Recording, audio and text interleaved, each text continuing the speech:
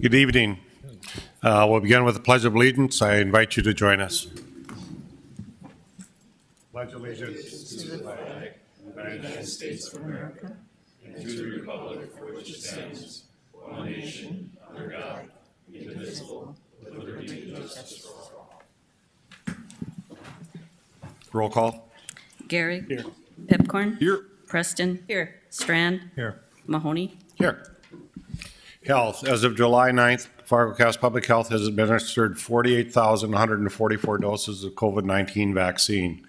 Fargo County Public Health offers the vaccine during Tuesday walk-in clinics and by appointment with the immunization program. Getting vaccinated against COVID-19 remains the best way to protect yourself, your loved ones, your community from the impacts of the virus. The combined education and vaccination efforts of community partners has Cascade sitting at 59.4% of one-dose coverage rate. Let's get that momentum going and get over 60%. We continue to sit at that 59. Permits, inspections. Permits in the first half of 2021 are up 20% over 2020, which was one of our record years. Living units are up 7%. The largest increase sector is new commercial projects, with valuations increased 300% on $169 million in projects.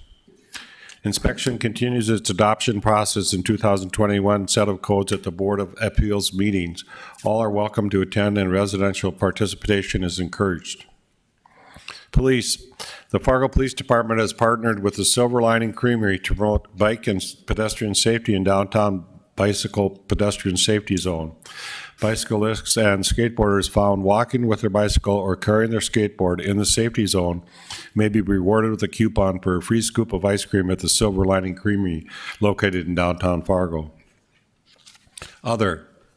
Terry, can you please stand up? Terry Hogan has started the City of Fargo on July 6th as the city's first Director of Diversity, Equality, Equity, and Inclusion. He is looking forward to working with the city staff, boards, commissions, and Fargo community in his new exciting role. And if you see him at the farmer's market, go up and talk to him because he just loved all the people he met this last weekend. Welcome to Fargo, Terry. Thank you.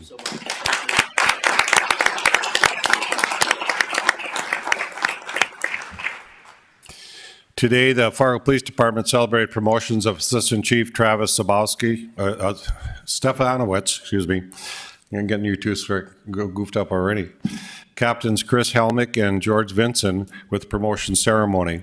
Chief David Zabowski said, collectively as the executive team of the City of Fargo Police Department, we're looking forward to excellence in community policing, partnerships, and collaborations with residents, businesses, and visitors.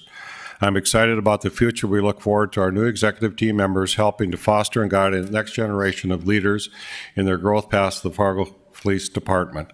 Could you please stand up, please, for us? And we have Joe Anderson as their Deputy Chief that's a part of the team as well.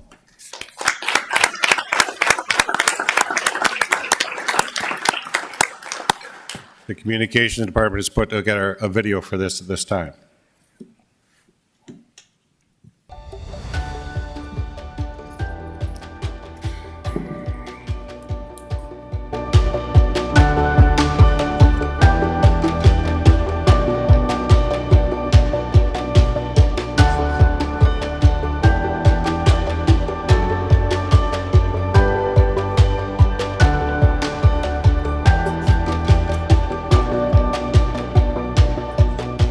Nine months into my tenure, I'm very excited to let our community know that we've completed one of our probably most important promotional processes in the department.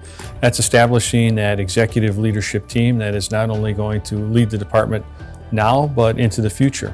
So the selection process included a wide array of participants, from law enforcement professionals to community members to other members of city departments, city administration.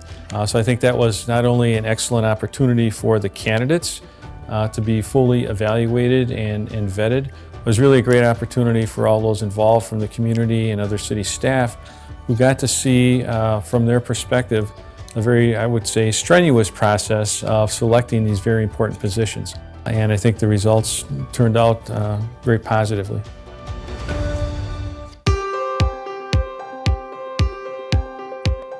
My name is Travis Stefanowicz. I've been with the police department as a sworn officer since May of 2002. Prior to that, I actually worked in our Red River Valley Dispatch Center, which was housed in the Fargo Police Department at that time. Right now, something that really drives me, especially in our current political environment, is helping good people get into law enforcement.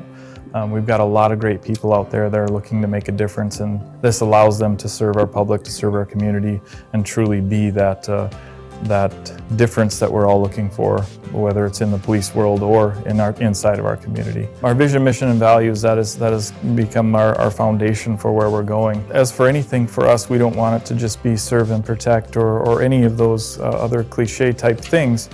We definitely want it to be something that our people believe in and can understand and can live up to. A committee was formed, and that's how the vision, mission, and values were set. Was we used our department members, we used other members within the city, and I think that that's something that we can all be proud of, is when the team is involved and we're able to include everybody in on that decision-making process.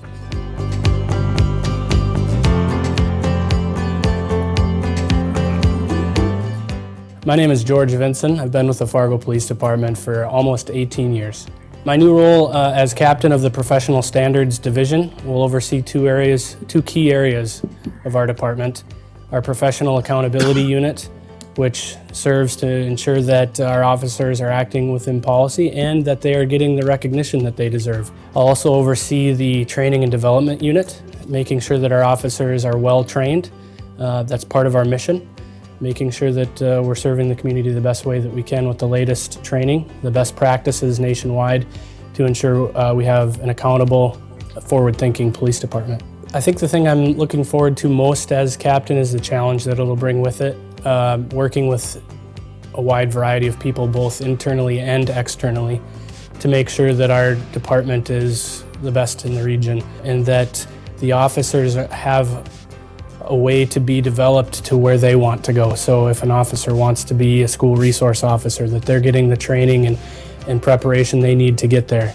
Laying out that roadmap and helping those officers and civilian staff within our organization to get there is something I'm looking forward to.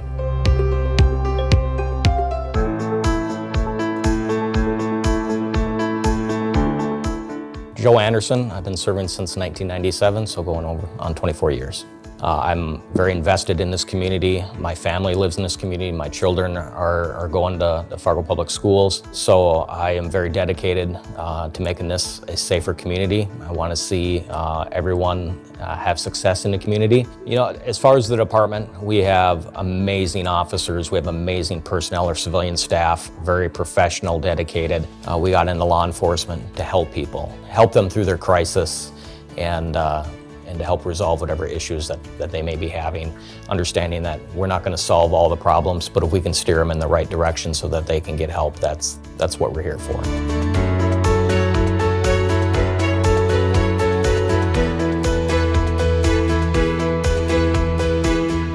I'm Chris Helmick, and I've been with the department for almost 20 years. Right now, we have a great opportunity to do some really good things with our department and in turn for the community as well. And I am really excited to be in this position now and lead a great group of officers and detectives to the next phase of our story. As I've done from the start, I always try to do my best, and I don't always succeed, and I certainly have made my share of mistakes throughout my career, but I, like every other officer that works in our department, really cares about what they're doing in the community that they're serving. And I'm going to do my best to continue that service and do what I can to make Fargo better than it is right now and make our police department better so that we can better serve the community. On July 12th, we're going to be officially promoting 3 new individuals into our executive staff team. It's going to put our department in a position to start executing on some of the large-scale projects that we have talked about, projects like expanding upon our officer wellness, both physical, mental, career development. Those things are in place to some degree, but they're not as extensive or robust as they could be. And so now we have people in place to start carrying those projects forward while they're developing other leaders below them. So we're excited about those future prospects and can't wait to get started.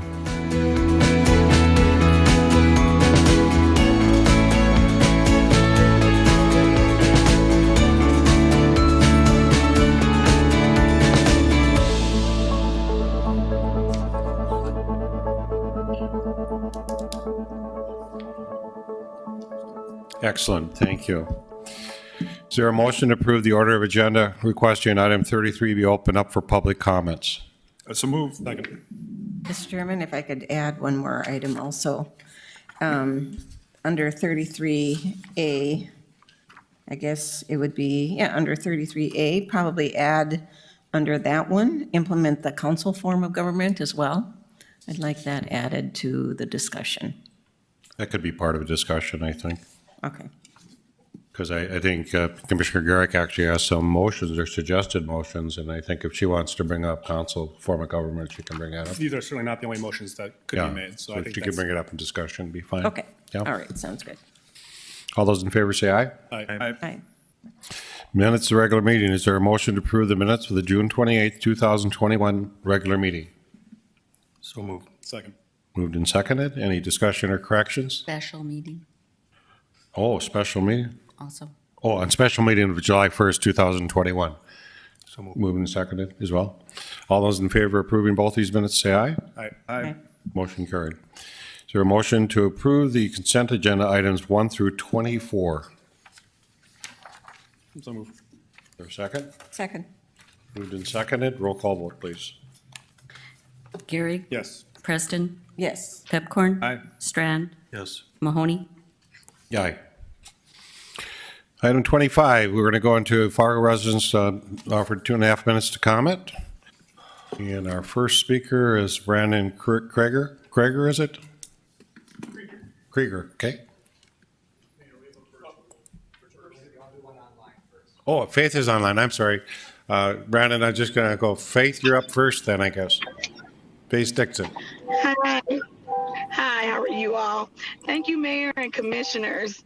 It's often said that ethics is the foundation of public service and essential for public trust and confidence in public officials. This is true, but ethics alone is not enough. At times, I myself have witnessed commissioners display an appalling lack of respect for each other, the abuse of power, and the use of social media such as Facebook to bully and intimidate the public in which they serve.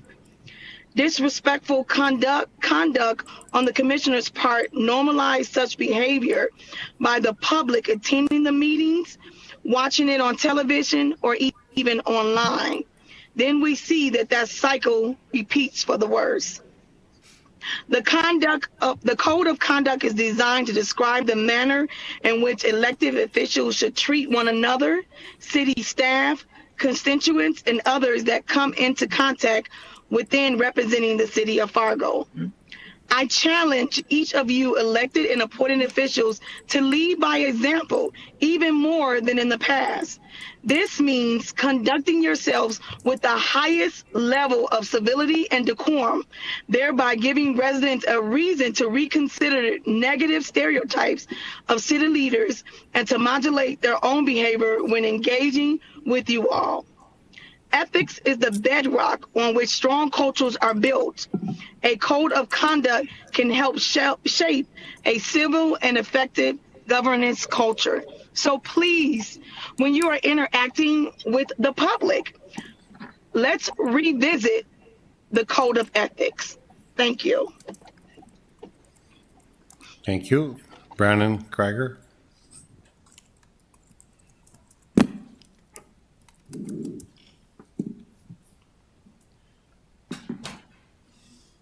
Thank you, Commission. As 4th of July came and went again, our city is faced with the same question it gets every year. Do we legalize fireworks for public use? The argument remains the same, for and against, yet every year we get the same results. This year's numbers, 182 fireworks-related calls, 14 fires, and 1 injury. What is staggering to me is that there were 0 citations given. 0. And what's the point of the ban if people are not being met with the consequences? So how do law-abiding people feel about the fact that I'm following the law, yet some people can do whatever they want and not face consequences of a citation and a $100 fine? I'm not against fireworks. I think there should be a compromise, but for the city of almost 120,000 people, majority follow the law. Just because a few people are unwilling to follow the law and get away with it does not mean that we get to make it legal. What about the countless people with anxiety, pets, and those with PTSD? Those breaking the law have never been around people with severe anxiety, nor do they have to be the caregivers for those who are affected by the loud booms that they cannot prepare for when and where they happen. Those firing the fireworks do not tend to those animals that wet the carpet or shake. Those who break the law do not think about those with PTSD. I will not assume what those people who break the law think, but if we are talking about patriotism, it still falls under the following: the law of the city you live in. By living here, you sign a social contract. How do you think people choose to live in Fargo? If I was researching and saw that, wow, Fargo has a fireworks ban, maybe I can feel safe there, and then come to this, I would feel lied to and furious. What officers may not understand is that on the other end of those calls, a person had to go through a series of self-contradicting statements, deciding if they were making a big deal about something or would they really take the call seriously. Me seeing that 0 citations were given, or if the fireworks never didn't stop, showed me that they didn't care about me when they said they did. On a compromising ground, if possible, because I don't know the rules yet, I'm still learning, the commission has the ability to zone. I think on the outskirts of a newly purchased diversion land, we take a few acres, call it Fireworks Park, and say go there if you want to do fireworks. Have first responders on site and let them have at it. Heck, even use it for an income. Bottom line, we need effective change and to stop lying to the public every year. Thank you. Daniel Omani. Is Daniel here? Wes Philome's here.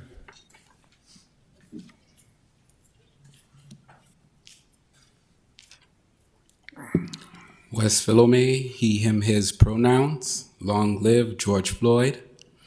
I just want to talk about something that happened during the last commission meeting. I didn't plan on speaking, but this has really been bothering me.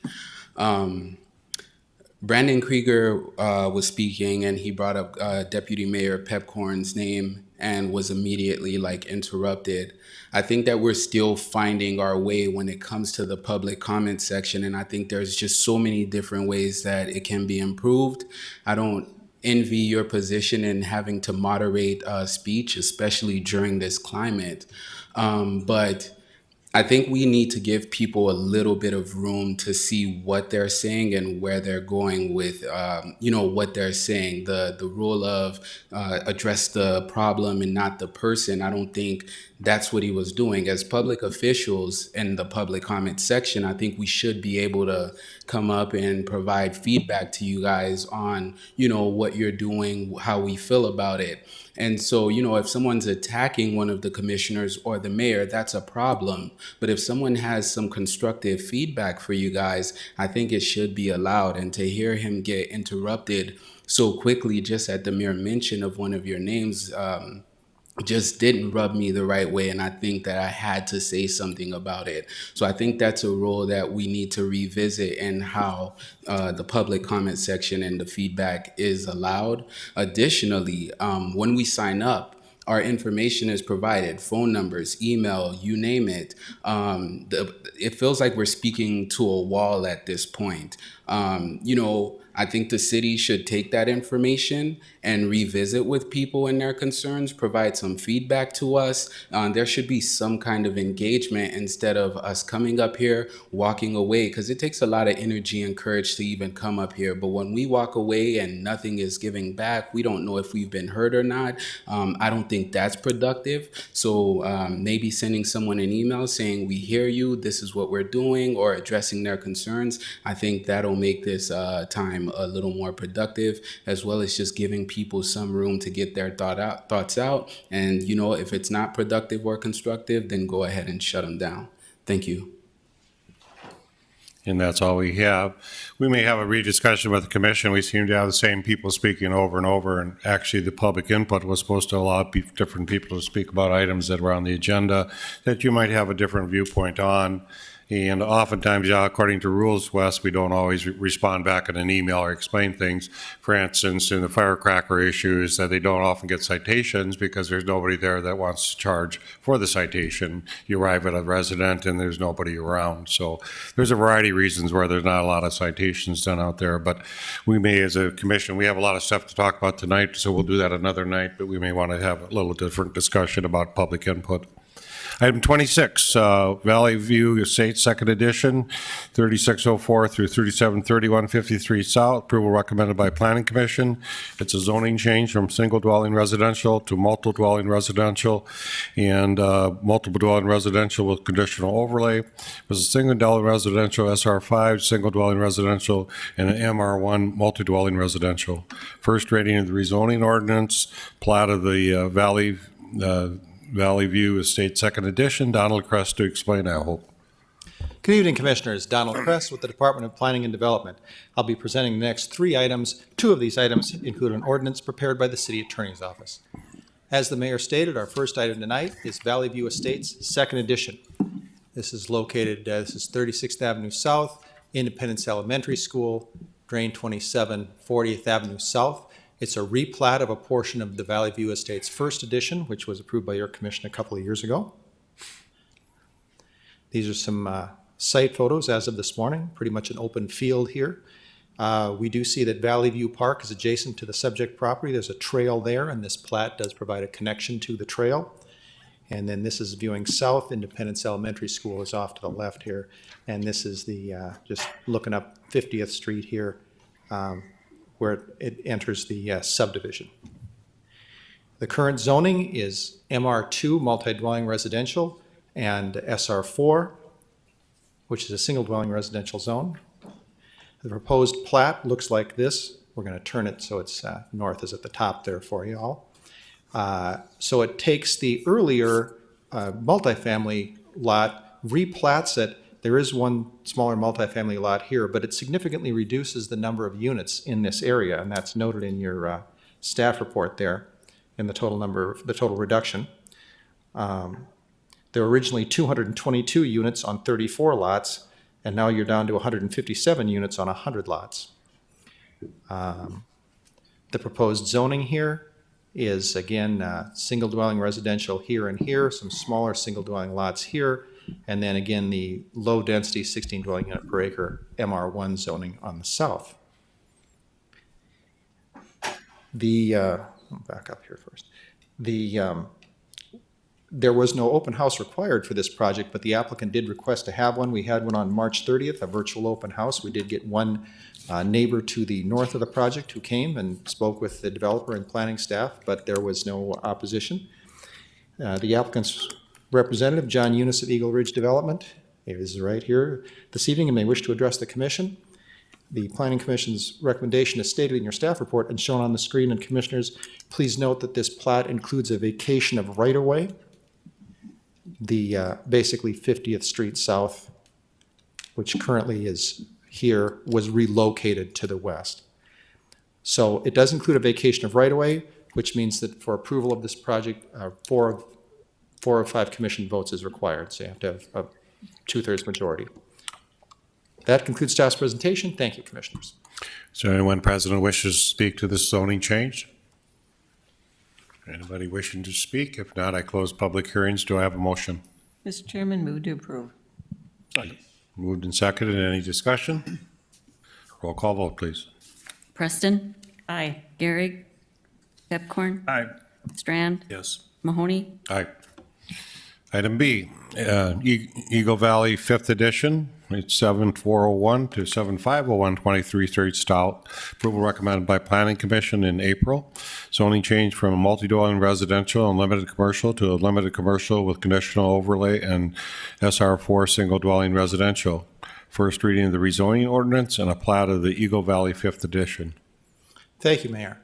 Again, the Eagle Valley Fifth Edition is located on the corner of two arterials, 25th Street South and 76th Avenue South, here at the edge of the Fargo city limits. Project looks like this, a large open field. This is from that intersection looking northeast. And then this is 76th Avenue here looking up at the east edge of the project site, future 23rd Avenue. That's Davies High School in the background, and this is Eagle Valley Park adjacent across the street. The current zoning, as you see here, is a limited commercial and a multi-dwelling residential. The proposed plat takes those two lots and replats it into 28 lots. Block 1, Lot 1 will be zoned for limited commercial and will include a conditional overlay. This is an additional set of regulations that we often put on zoning that is along the corner of two arterials, especially if it's near residential. It limits the signs, provides some basic design guidelines, and regulates some of the uses. We work with the developer on this, so they've agreed to work with this and help write it. And then the block 2 is lots 1 through 27, residential lots, all SR4 for single dwelling residential. This one also includes a vacation of right-of-way, just a narrow strip of vacated right-of-way to adjust the street width and gain a little more land for those lots. The subdivision also includes a waiver the subdivision waiver for street alignment. These two, this is 24th Street and 24th Street. They don't line up exactly. This is actually a more beneficial alignment considering it's a greater distance from this intersection and serving partly a commercial zone there. So that our engineering staff reviewed that and did not have any problem with granting that waiver.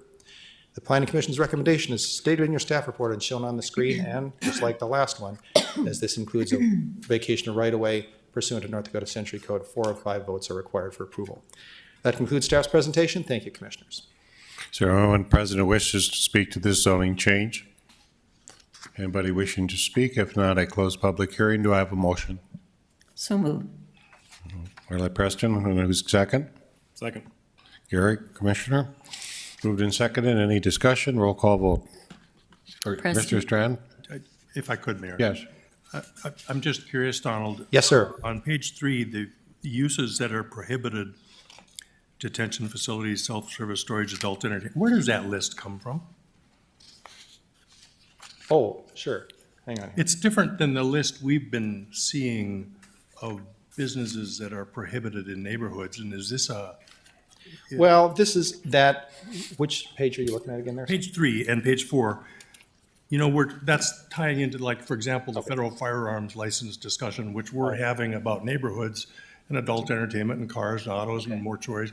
This list is a little different, though, than Right, well, I'm yes, used to seeing. so what this is, sir, is there's, actually, if you look on page 1, that's the same list should be on the first page there too. So it's limited commercial, and that's just the standard list of permitted uses that's allowed by the LDC.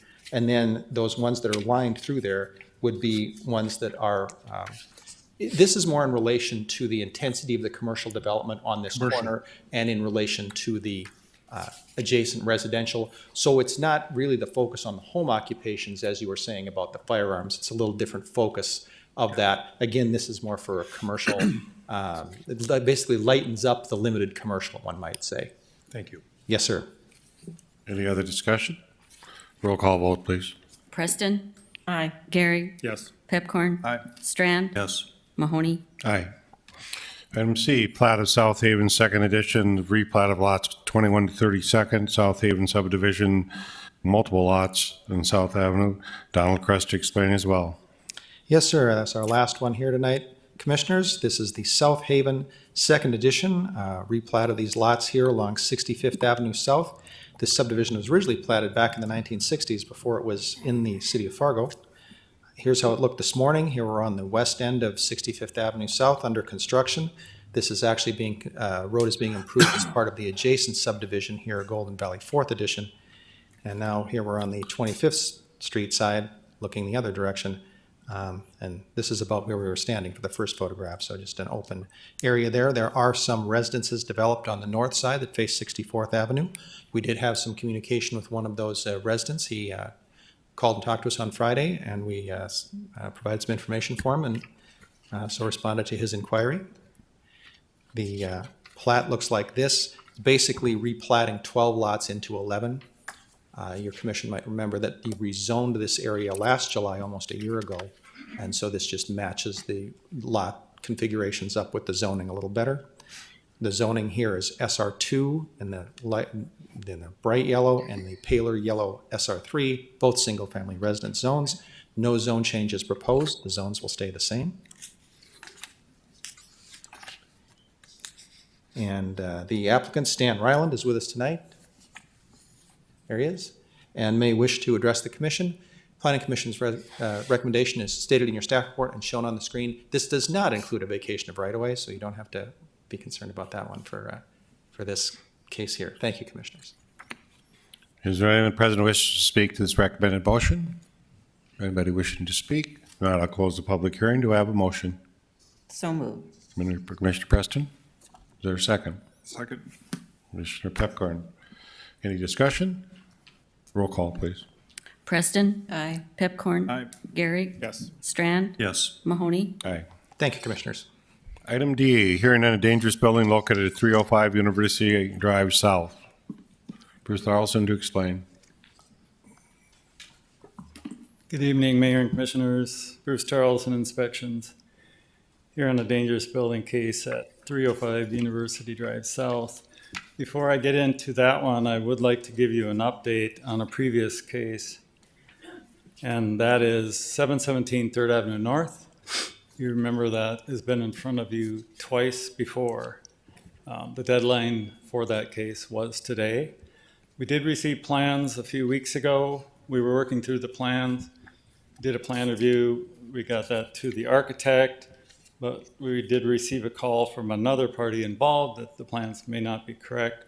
So we're looking for resolutions. I'd like to bring that back to you in a couple of weeks. Hopefully everything's resolved by then.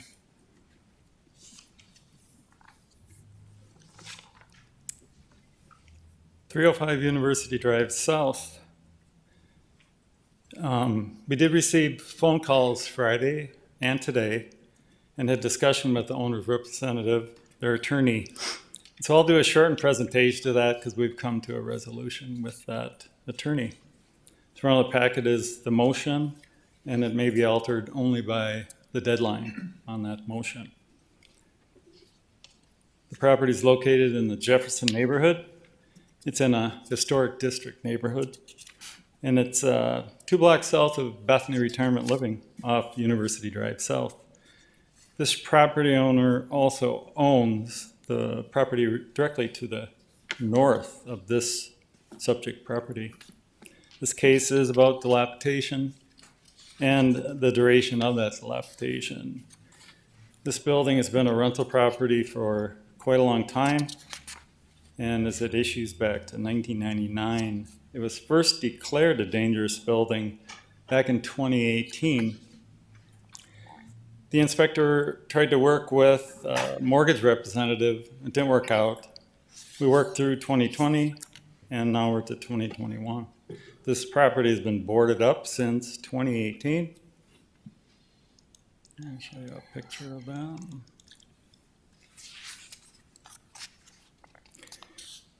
And the timeline is included in your packet. We did receive complaints and we acted on those. There's been a fire in a detached garage. We've provided for all notices.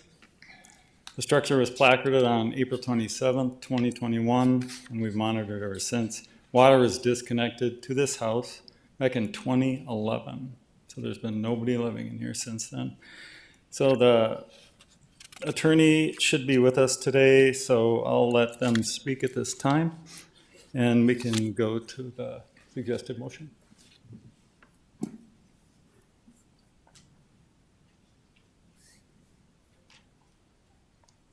Good evening, Mr. Mayor, Commissioners. My name is Ashley Champ. I'm an attorney for Anderson Bottrell, representing the property owner Pete Hadlin. I did speak to Inspector Tarleton today, and while we have won't be contesting the dangerous building designation and the tear down, Inspector Tarleton told me that there would be a recommendation of September 9th. We've asked as a courtesy October 1st, 2021, in which my client will agree to have this property completely demolished. And that would be our request today of you to extend that deadline to October 1st. And we would agree with that. You agree with that? Yep. So Okay. the only change in the motion is to the October 1st, 2021 deadline. Do I have a motion? So moved. Second. Moved and seconded. Any discussion? That's right at the end of the time to get that then, Bruce. Good done. Roll call, please. Strand. Yes. Gary. Yes. Pepcorn. Aye. Preston. Aye. Mahoney. Aye. Joel Paulson, you're up here to tell us about the FM diversion, what's going on. I guess you guys are getting some building done, huh? Thank you, Mayor. Yes, we continue to move forward with a lot of great news. So This is just part of my regular update to the City Commission, so thank you for having me here tonight. The largest development since the last time I was here, which was about 2 months ago, was the procurement process for selecting a developer for the public-private partnership. That concluded with an award on August 18th to a group called the Red River Valley Alliance here in called the Alliance. Ultimately, this was a multi-year search that was open to local and global firms and had strict technical and financial requirements. The procurement process yielded a clear choice in the Red River Valley Alliance. Ultimately, the choice to go a public-private partnership route versus a design bid build route escalated our schedule by 10 years and saved over $330 million for local taxpayers. We are currently finalizing the contract and expect to have the Alliance fully on board by August of this year, in which we'll anticipate construction starting on the diversion channel the spring of 2022. We do expect that construction to be complete in 2027 substantially and final completion in 2028. We also have construction continuing on the southern embankment, certain portions of that, as well as the wild rice and the inlet control structure. And we're getting close to being complete with the Red River control structure plans, in which we hope to bid that out early next year. Another major milestone for the diversion project was the receipt of a WIFIA loan, Water Infrastructure Financing Act, from the federal government. We received $569 million at 2.07% interest. The EPA figures that saves the local taxpayers $266 million over the payback of that loan. So that, in conjunction with the $330 million savings from the P3 approach, results in a pretty significant local savings for us. I think, at this point, we're sitting here with over $1 billion in fungible dollars ready. We have a P3 contractor on board, ready to start construction. The Corps is on schedule and currently coming in under budget. So we continue to move forward in a positive direction. And at this point, I'll take any questions that the board might have. Any questions from the board? Thank you, Joe. Appreciate Thank it. you. Item 28, second reading and final adoption of the ordinance relating to classification of ordinance violations, minor in possession, consumption of alcohol. Do I have a motion? So moved. Is there a second? Second. Preston and Garrick. Any discussion? Roll call vote, please. Preston, Aye. Garrick, Yes. Strand, Yes. Pepcorn, No. Mahoney, Aye. Item 29, the consideration approval of bankruptcy plan for Purdue Pharma et al. City and City Opioid Litigation Council. Eric Johnson to explain. Thank you, Mayor and Commissioners. As you may recall, it was July 2019 when you, based on your authorization, the city initiated a lawsuit regarding the opioid crisis. That lawsuit was, one of the named parties was Purdue Pharma. And subsequently, they petitioned for bankruptcy. What's before you is a summary description, I guess you might say, in the form of a letter of a plan of reorganization of Purdue Pharma that's been negotiated by this large negotiating group. On the line is Jenny Anderson of Andrus Anderson. They are litigators associated with the Robbins Geller group of litigators that were very much involved in all matters related to the opioid litigation and the MDL that's out of Ohio. In any event, I'd like to turn it over to Jenny to provide a brief explanation for your benefit. What we're seeking is your approval of the bankruptcy plan for Purdue Pharma. Jenny? Thank you very much, and thank you for allowing me to address you this evening. So we are recommending approval of this plan. The plan will pass if a majority of the number of eligible claimants approves it, and 2/3 of what is assigned as known as a dollar. So each each governmental entity, of which there are 6,000 who have filed claims, is allotted $1. So there are two different ways the vote will be measured. The reason we are proposing, we're suggesting and recommending approval is because it will bring these much needed funds for opioid abatement services, not only to Fargo and North Dakota, but nationwide, and avoid additional litigation. Unfortunately, this is only one part of the litigation, of course. This is just the bankruptcy matter and by Purdue Pharma. So the litigation will be ongoing. The bankruptcy plan, as described in the letter and the attachment B that you have before you, includes some funds and estimated funds for the ongoing operation of the company. The Sacklers, who were the owners of Purdue Pharma, will not be involved in that, and it will be limited to public interest production of medically necessary opioids and Narcan. So that's one element. The larger element is a contribution of $4.325 billion by the Sacklers themselves in what is a process available in bankruptcy of a third-party release.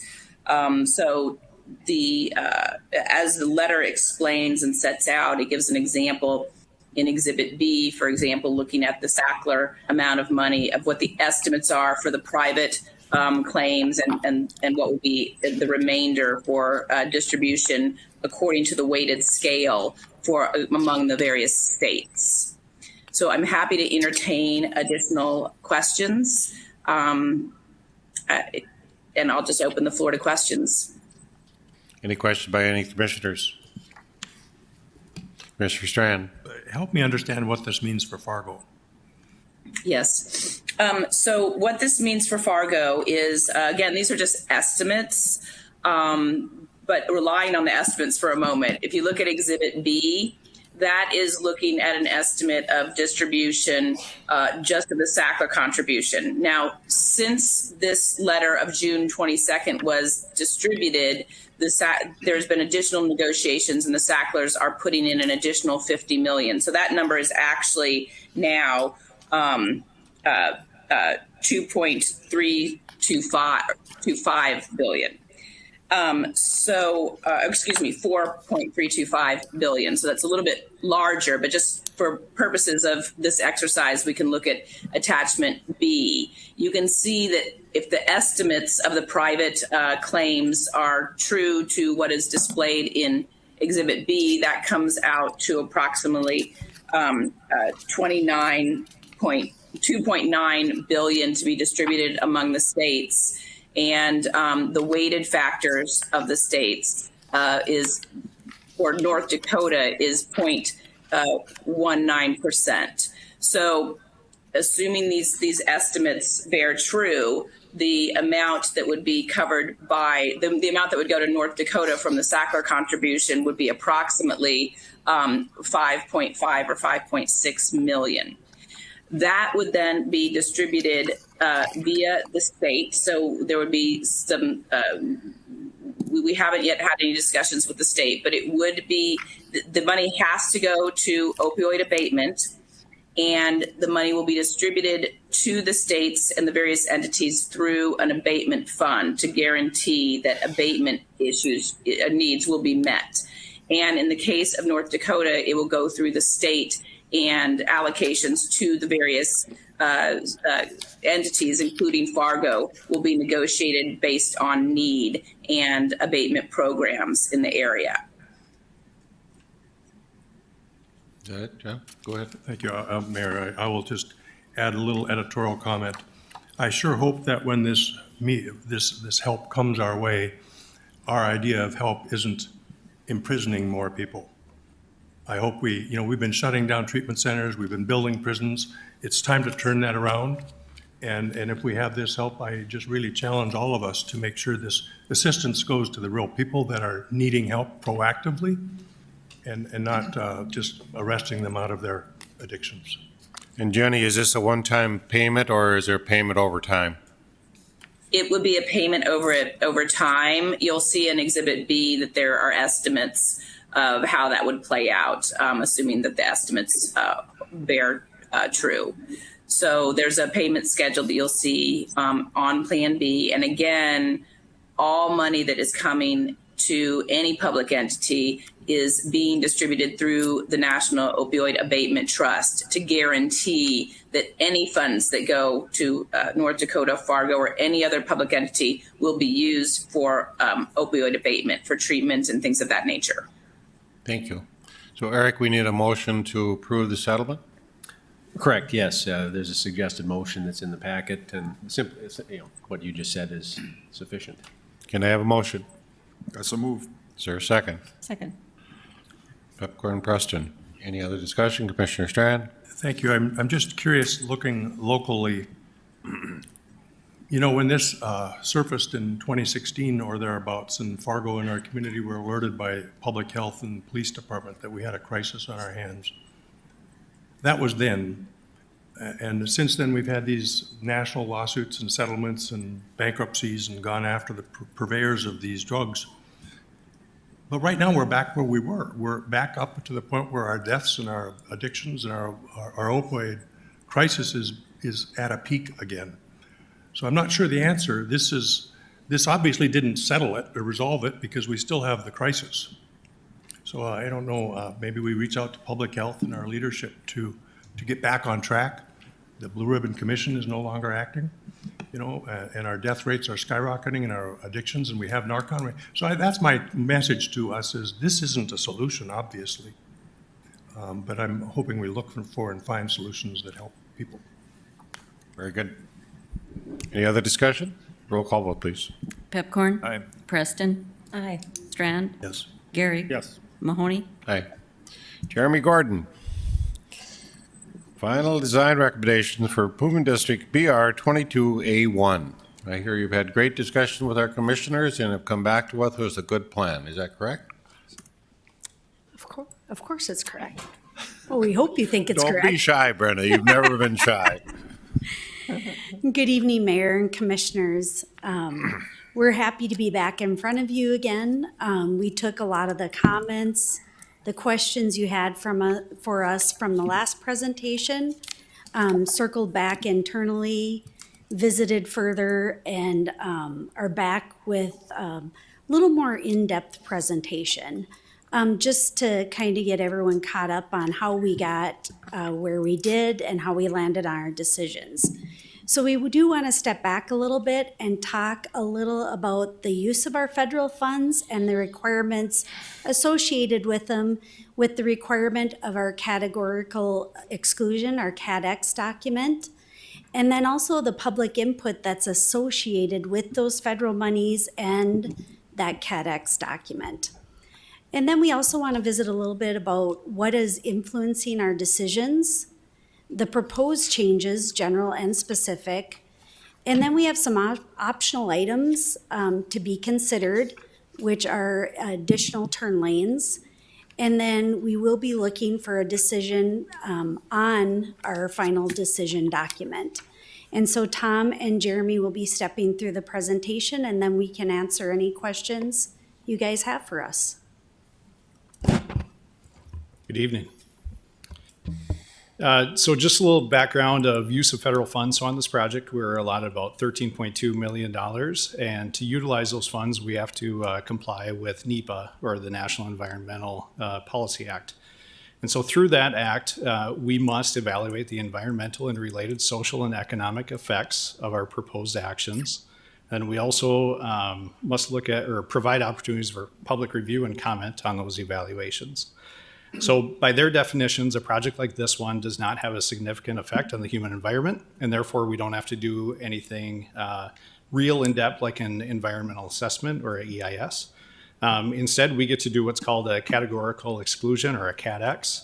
And the benefit of that is it's ultimately less work, reduces paperwork, saves time and resources. So it does require a decision document with consideration of alternatives. So one of the things that we must evaluate is a do nothing or no build option. And then we must also evaluate the impacts of the proposed build option or options. So we can always have less impact than what was approved in the CADX, but to be more impactful would require an addendum to the CADX. So something that would be more impactful is that if we have to get additional right-of-way or something like that, we're going beyond the limits of what we initially considered. So why do we need a decision from you? So the CADX does have a decision document that must be filled out. And then once that decision is made, we can then submit the CADX to Federal Highway Administration for review and approval. And upon approval, then we meet that requirement of NEPA to use those approximately $13.2 million in federal funds on this project. So what comes next? Again, after the CADX is approved, then we moved into the design phase. And so we've looked at a lot of design, but we have to limit our scope of what we do in this part of the process. But additional things we'll look at, are some of the, things that Jeremy will kind of go through as far as what our recommendations are. But, length of turn lanes, median locations, boulevard median widths, planting islands, and what types of landscaping materials might be in there. So like I said, we do have an obligation to have a public input process on a project like this. We certainly would, with or without the federal funds. But our public comment period on this was from August 12th to 27th of 2020. We did receive comments both through an interactive map that got put together by our consultant team, and then also through Facebook comments. So all in all, our public input, about 2/3 of that was really related to vehicle traffic and streets. About 9% was pedestrian or bike concerns, about 4% was utility, and then about 20% were issues outside of the scope of this project, or not related to the project at all. So we did also have an open house meeting on August 12th. We held it outside at Rowe Farm. We did have 6 members of the public show up, and we were able to have conversations with them, walk them through the concepts of the corridor, and be able to get some good one-on-one feedback from them. So we did have a number of City of Fargo employees, and then our project consultant team and PR firm were there as well to help answer questions. So we do just want to touch on, what influences our decisions on a project like this. There is a lot of information we try to process and consider as we're going through it. So certainly part of that is that public input. We also take a look at crash data. This project had a traffic operations study done, so we certainly look at that. And then there's a number of existing studies and plans that we lean on as well to influence our decision. So there was a corridor study for this project, a little bit older, but reference that. Of course, Go 2030. And then there's some other miscellaneous studies. So there's a parking and access study, the FM transportation plan, and then of course our bike and ped plan. So again, we take a look at a bunch of other items. So we look at ped and bike routes and the utilization, look at transit routes where bus stops are, and then a lot of discussion with other departments. So lean on planning quite heavily to talk about what the needs might be in that neighborhood with neighborhood discussions, or what plans they have going on, or what they're seeing for redevelopment. Again, Public Works, working with them on what are the issues that we're trying to address that they might be familiar with along the corridor. And then we had a lot of conversation with forestry also, just to talk about tree preservation and what we should be doing to accommodate future tree plantings. And then we have to prioritize items. Certainly safety is one of the top ones.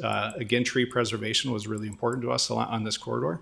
And then we have to kind of balance that traffic flow and pedestrian environment. And then of course we lean on our experience from other corridors, so our lessons learned. And one of the major obstacles I just want to touch on this corridor that really had to drive a lot of our decision making is we have a very limited right of way. So typically on an arterial section line road, we have 200 feet total of right of way. On this one, we have 100 feet. So that really constrains what our decisions can be. And with that, I'll turn it over to Jeremy to talk about some of the specific changes that we're recommending. All right, good evening, Mayor and Commissioners. 4 weeks later, and we're here with a much more thorough presentation.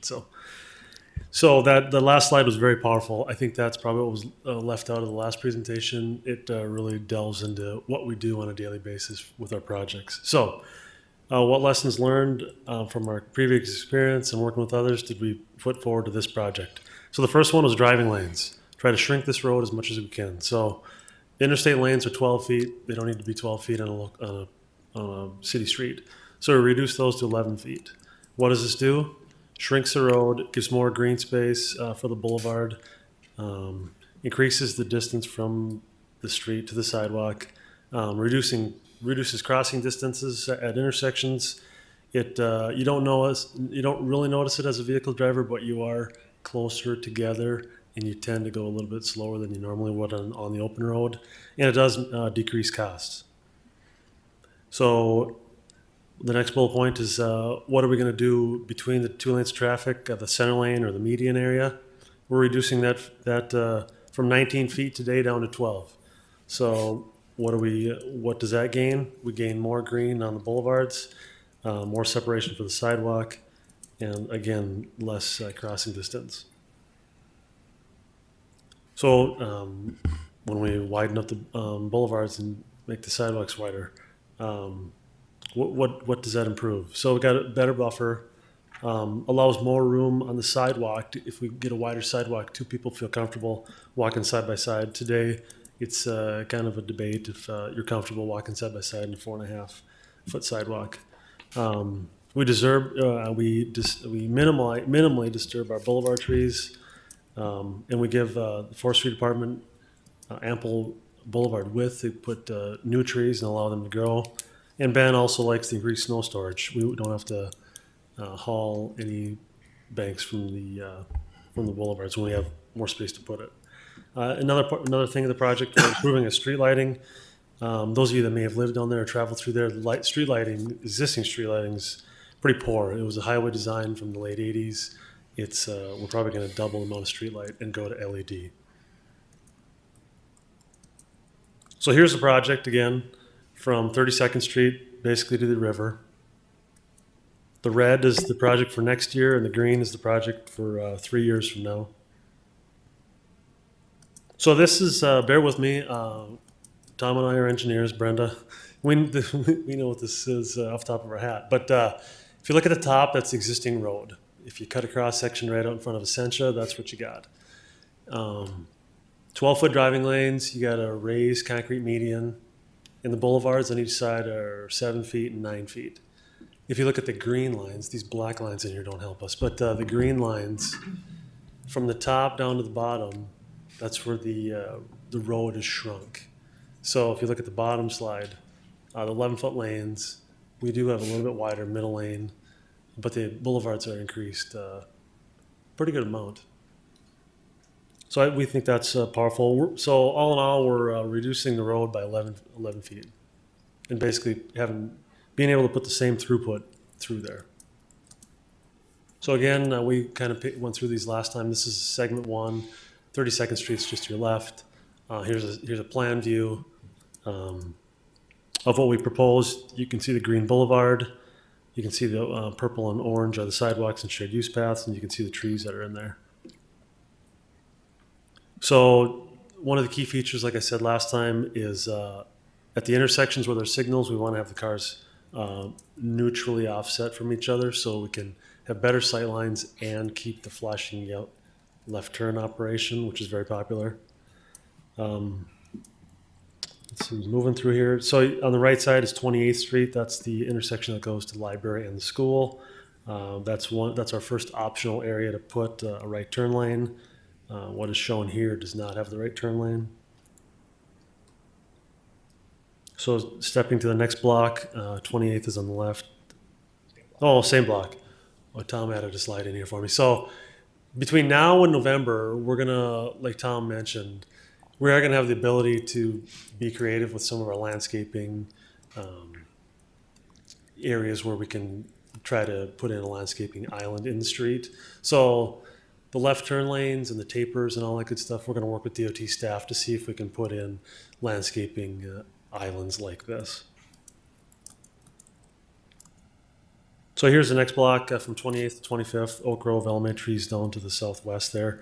This is our major safety feature of the project. We're going to prohibit the left turns out, greatly improving the safety at this intersection. And you can see crossing east and west, we're going to narrow up the 27th Street there. It is currently 40 feet. We're going to be able to drop that down a number of feet. And the last stretch for this segment is from 25th Street to 22nd Street. So what you will see on this graphic is there's no right turn lanes except southbound at 25th Street shown. You can see how much greenery that brings to the corridor. On the Village Inn, on the former Village Inn site there is no green at all. There's a right turn lane, there's a shared use path, and there's no landscape buffer between city right away and the business. So we feel that's a big improvement. So here are the options. We got 4 options for you. The first option is at 28th Street, like I mentioned. We had the idea of adding an eastbound right turn lane. Today there is not one. We feel that we should not add one. So that's one of the options where we would recommend voting no. The next 3 options are adding right turn lanes at 25th Street. You can see the slide on the left is the eastbound approach. Very concrete, hard surface heavy, and poor repair. Even with the right turn lane, which we're recommending, the crossing distance gets reduced, and we're able to bring some grass boulevard on both sides of the street. Here's the next option, northbound right turn lane. Currently there is not one. We had the idea to put one in, but due to right of way and the lower traffic volumes for the right turn, we recommend not installing that northbound right turn lane. And the last of the options is this westbound one. This is the one that we really pretty excited about. There is one there today. We recommend not putting it in for the reasons listed above of reducing the crossing distance for the pedestrians there and adding some greenery. It's a substantial savings in crossing. I'll show the next slide. So here's us engineers like to geek out a little bit. So thank Tom for putting this together. So you can see the each option listed, a little bit more information. So does the right turn lane exist at 28th Street? No. The existing crossing distance is 71 feet. With our recommendation of no right turn lane, we're going to drop that to 60, 11 foot savings. So we'll go down to option 3 and 4. Well, let's just go through them, I guess. Option 2 is eastbound right turn lane. It exists today. We want that to exist, but we are going to go from 83 feet down to 70.5 feet, which is it's almost a free throw on the basketball court. So the last option 3, there's no northbound right turn lane. We don't want to add one, so we're still going to reduce it by 4 feet. And then the westbound one is really the bang for the buck. It's currently 83 feet. We have the right turn lane. We're recommending no right turn and dropping it down to 60. So we'll save 23 feet there. So this environmental document does include the second segment all the way to the river. We'll just go through this pretty quickly, but the highlights are the same. We're still looking at a 5-lane road, flush median, and adding landscaping islands where they're appropriate. And again, the plan is to make a decision, and then we can follow it up in 6 to 9 months on this stretch from University to 22nd Street. So here we are. Today's July. We want to get Apex going, the final design by Thanksgiving, bid it out over the winter, and be under construction, halfway done construction this time next year. And then we'll have a reprieve in construction, give the folks out there a year break, no construction on the corridor, and then tackle the next segment 2 in 2024. So here's a decision document. It is modified from the last one you saw a month ago. Do you concur with the projects? We would say yes. And then we give you the one alternative, B1, 5-lane, no median, and then the options, the optional right turn lanes. And then segment 2, we'd like that to be approved as well with the flush median. So here's questions and motion. I'll make the motion, but I have a couple questions. Could you go back a couple slides and just show what it looks like? And I guess my question is for Tom. Tom, when we met, we talked a little bit about the potential for using some AstroTurf at some of these spots. Is that a possibility?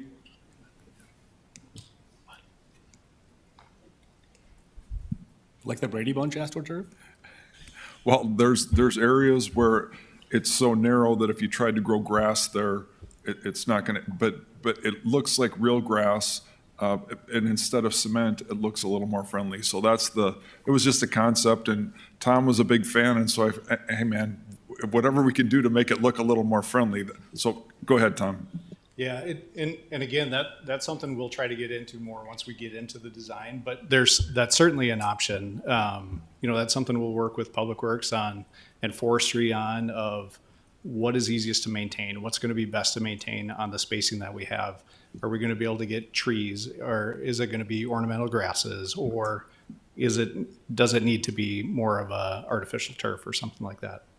Is there a second? I'll second it for discussion. Commissioner Garrett. So for people who may not travel this road a lot, I don't know how you feel about this, but this is a substantial change. Like, I can see where you made the changes, and to me, in my mind, when I travel this road, I'm like, wow, no right turn lane to go north on 25th is substantial. I think a lot of people aren't going to like that. I'm okay with this design, but I want people to know this is a dramatic change. Like, it may not look like it, but taking away these right-hand turn lanes is going to slow traffic down, I think, substantially. So I get what you're doing here. You're trying to make everybody happy, and I appreciate the work you guys did. I know it was a lot of work. But if we make further changes on this, I'm not going to support it anymore, reducing the roads. In the winter, when the lines disappear and we have 11-foot instead of 12-foot lanes, that's dangerous in my mind. There's going to be a lot more accidents. So all in the name of walkability, fine. But just understand, if we go further and try to make this more and more walkable, you lost me on that.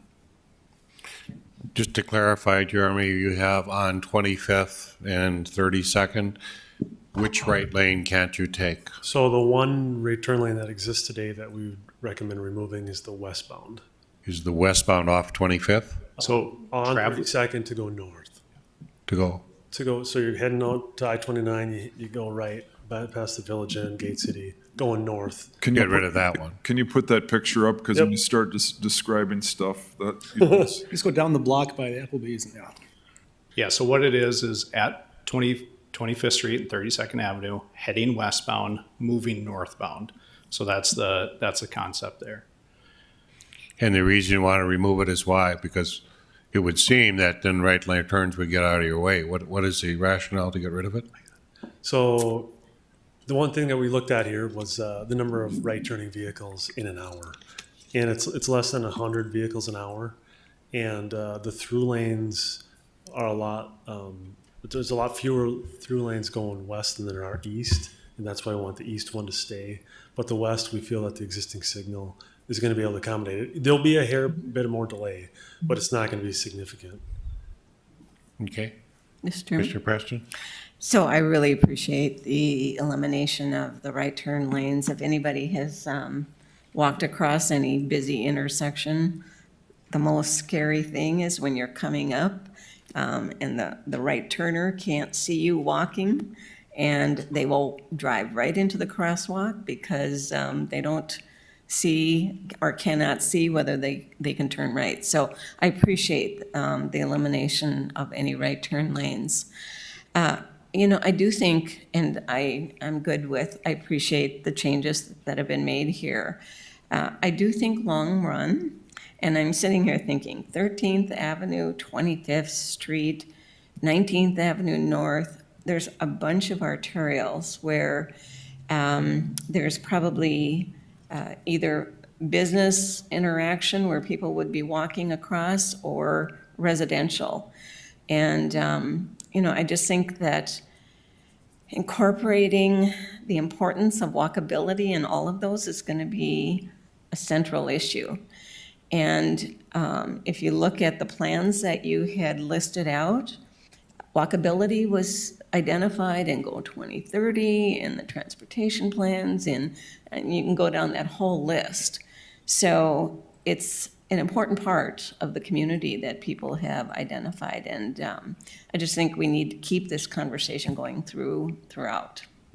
Mr. Pickburn. Just one more quick one. So can you talk about the capacity? How will this be able to handle traffic? Getting back to Commissioner Garrick's point about will this reduce the number? Is it going to, what will losing these right-hand turn lanes, talk about that? Thank you. It really doesn't have any effect on the throughput. Mr. Chairman, if I could ask one question. Question. So I appreciate the comments, the more detailed comments that were sent to me. A lot of the questions or concerns were relating to the streetlights and, not streetlights, stoplights, and how they're not coordinated real well. I had understood that all of this was computerized. Is it not? And can those improvements be made? You're talking to the guy in charge of those. So yes, we can certainly improve things to a certain point, and we can continually look at them. Unfortunately, it is an inexact science where the speed limit and intersection spacing. Hello? We can certainly work on that. We can certainly work on that, so I understand the frustration. I drive that frequently. Actually, it's time not too bad. I mean, if you're coming when the lights change, you can go head up north pretty well. So it works pretty good most of the time. Commissioner Strand. Jeremy, if you could go to the crosswalks where the kids go over to Ed Clapp School or Park, could you help me understand the implications to how many students are crossing, when they're crossing, how safe they are or aren't on either approach? So here's the graphic of 28th Street. And I knew you guys were going to ask about that. So at 28th Street, we'd had a traffic count last mid-September. And I don't know if Fargo Public Schools were in then or online. But the daily count going north and south was 52 going south and 33 going north. And that's over about 11 or 12 hours. And if I might, have we, or will we be confirming that data with the school district and reassuring that they don't have concerns about where we're going relative to their student traffic? Yeah, we certainly can. The good thing at 28th Street is nothing's getting wider, and we're shrinking. We're really not changing anything there, and we're just shrinking it by that 11 feet. So things should be improving. But we can certainly touch base with their facility manager. Mr. Garrett? So just one last comment on the flow. I think in the aggregate, on the average, it's probably not going to slow traffic all that much. My concern is during the rush hours, the morning commute and the after work commute. That's when I think the right turns is going to affect people, because we all know that it's fine at lunchtime. It will get you there, but in the morning and in the evening, it's a nightmare if you reduce these roads. And then I just wanted to say that even Go 2030 and all the other plans that we have recognize that not all areas fit this walkability idea. Different parts of Fargo are different, and there's different expectations in those parts of Fargo. So when we say make everything walkable should be a consideration, fine, make it a consideration, but also recognize that even in those documents it says that Main Avenue is not the same as 52nd Avenue, which is not the same as 64th Avenue, or 40th Avenue North, Highway 20. Well, we have those discussions, fine to have those discussions, but I don't want to treat Fargo as one homogeneous, everything's the same, in parts of Fargo. Any other discussion? Roll call vote, please. Pepcorn? Aye. Garrick? Yes. Strand? Yes. Preston? Aye. Mahoney? Aye. Take a 7-minute break, come back at 6:20. Nice to see you, by the way. We'll call the meeting back to order. I think so. Thank you. I didn't look for it. Item 31, adoption resolution establishing reporting requirements for the Fargo Police Department related to hate crimes, quarterly report through June 21st. Commissioner Preston. Yeah, this is just a follow-up to establish a practice from reporting on hate crimes from the police department. So I guess I would just put the resolution in front and call for, I would move to approve the resolution, and then I believe the police chief has a quarterly report ready too. Is there a second? Second. I'll second, but I have a question. Why not all crimes? I guess that's my question. Why would we not have a report? Because to me, if we start singling out things, I guess, and obviously not tonight, but I think it would be good for the whole city. So that's just my friendly comments. Thank you. Chief, what do you say? We put our reports monthly on our website, so they're there, but I can certainly report on them to the commission too. Mr. Gregg. So what does this look like? I didn't see anything in the packet specifically. You're going to break out crimes by race, religion, by... No, my understanding is I'm going to be reporting on the hate crime reports in terms of whether or not the city ordinance was issued. So in reports where the city ordinance was applied or federal law was applied. So our current hate crimes are reviewed if they meet the elements of the federal law by the U.S. Attorney's Office. There's very few of those. With the new hate crimes ordinance, we'll have some additional potential ordinance violations. So we'll track those as well in terms of how many of those come in, and then we'll add in the prosecution piece. So what was prosecuted, so that you have a report in terms of is the ordinance effective in a sense, or how often is it used? So you'll basically just tell us how many hate crimes there were in a given time period. Tony, can you put your mic closer to your mouth? You think? Yep. Correct. Okay, thanks. Any other questions or discussion? Roll call vote. Preston. Aye. Pepcorn. Aye. Strand. Yes. Gary. Yes. Mahoney. Aye. Chief, don't go anywhere. Report by the police and fire departments requiring fireworks. Chief Dirksen, you want to come up too? Because I think it was a double prong issue. Mr. Chairman, I think the police chief was also going to report on the quarterly report on hate crimes too. Were you prepared to do that? I can give you some numbers from this area. So we started tracking this in January of this year. We had 11 potential crimes that were tabbed as potential hate crime bias. But through the course of the investigation, none of those could be shown to be hate crime related in terms of the ability to prosecute them. 4 of those cases, though, were charged. Aside from that, the hate crime piece, 2 in state court that were felonies for terrorizing, and 2 city referrals for disorderly conduct. Thank you. That's all I have. Any discussion? Nope. Okay. Fireworks. Give it to the fire guy first, sure. Mr. Garrick, was this yours? Yeah, there was just a lot of information out there, and I just wanted people to get the correct information. How many calls were there? The other thing I was wondering is we're hearing, 12 or so fires that were started by fireworks. On a normal weekend, like next weekend, how many fires will there be? Was it way above? Was it on par? So just give people an idea of the impact that these had that's different or worse, and then we can have a discussion from there. Sure. Over a 1 week period, I took July 1 to July 7 because they don't just blow fireworks off on the 4th of July. That nobody ever does it that way. And so so we had some consistent data. We are on an upward trajectory going back to 2016, where we started out with about 9. And over the same 1 week period this last week, we were at 31 fires as a result, where either it was noted that fireworks started, there was a bottle rocket or whatever sitting in the grass, or there were fireworks next to the dumpster or the house or the garage or wherever it was. So there's 31, and some of those were also complaints because of the loud noise.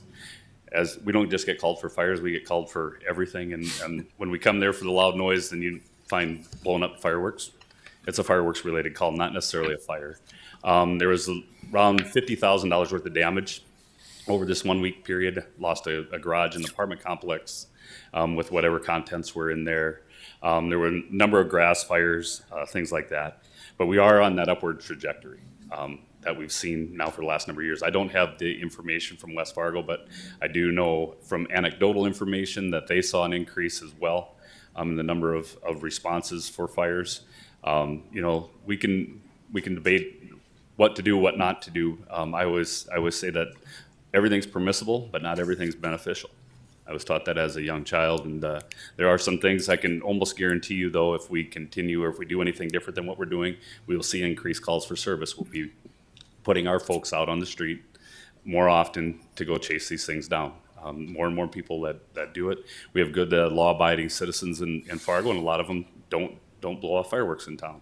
I think if we legalize it, and for even a period of time, we're going to continue to we'll see a spike on those days, and it'll further tax our resources. There are reports from our folks that many times we had multiple calls going with multiple units at one time, not necessarily to fires. There were car accidents and all the other things that happened, but we're spreading our folks out very thin. On that day alone, we had in there, on 4th of July alone, the fire department responded to 50 events. That's a really busy day for us. Normally, we're down in the 30s. So usually on the weekends, it's even better because people go to the lake, but and it's a little bit quieter, but we were definitely busy over the 4th of July.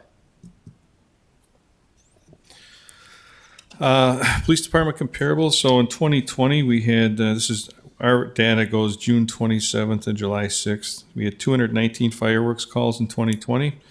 Same time frame in 2021, we had 182, so there's a reduction there of 37 or 17%. We did have actually 2 citations that we located that were issued, and we also identified a potential data issue in terms of citations and our CAD system in terms of meshing. So we'll have to do more work there to look at fireworks citations issued, but specifically we had an incident where some juveniles threw lit fireworks at a couple of our officers walking downtown. They were subsequently arrested and issued citations. And then we had an issuance of a citation at one of the fire scenes.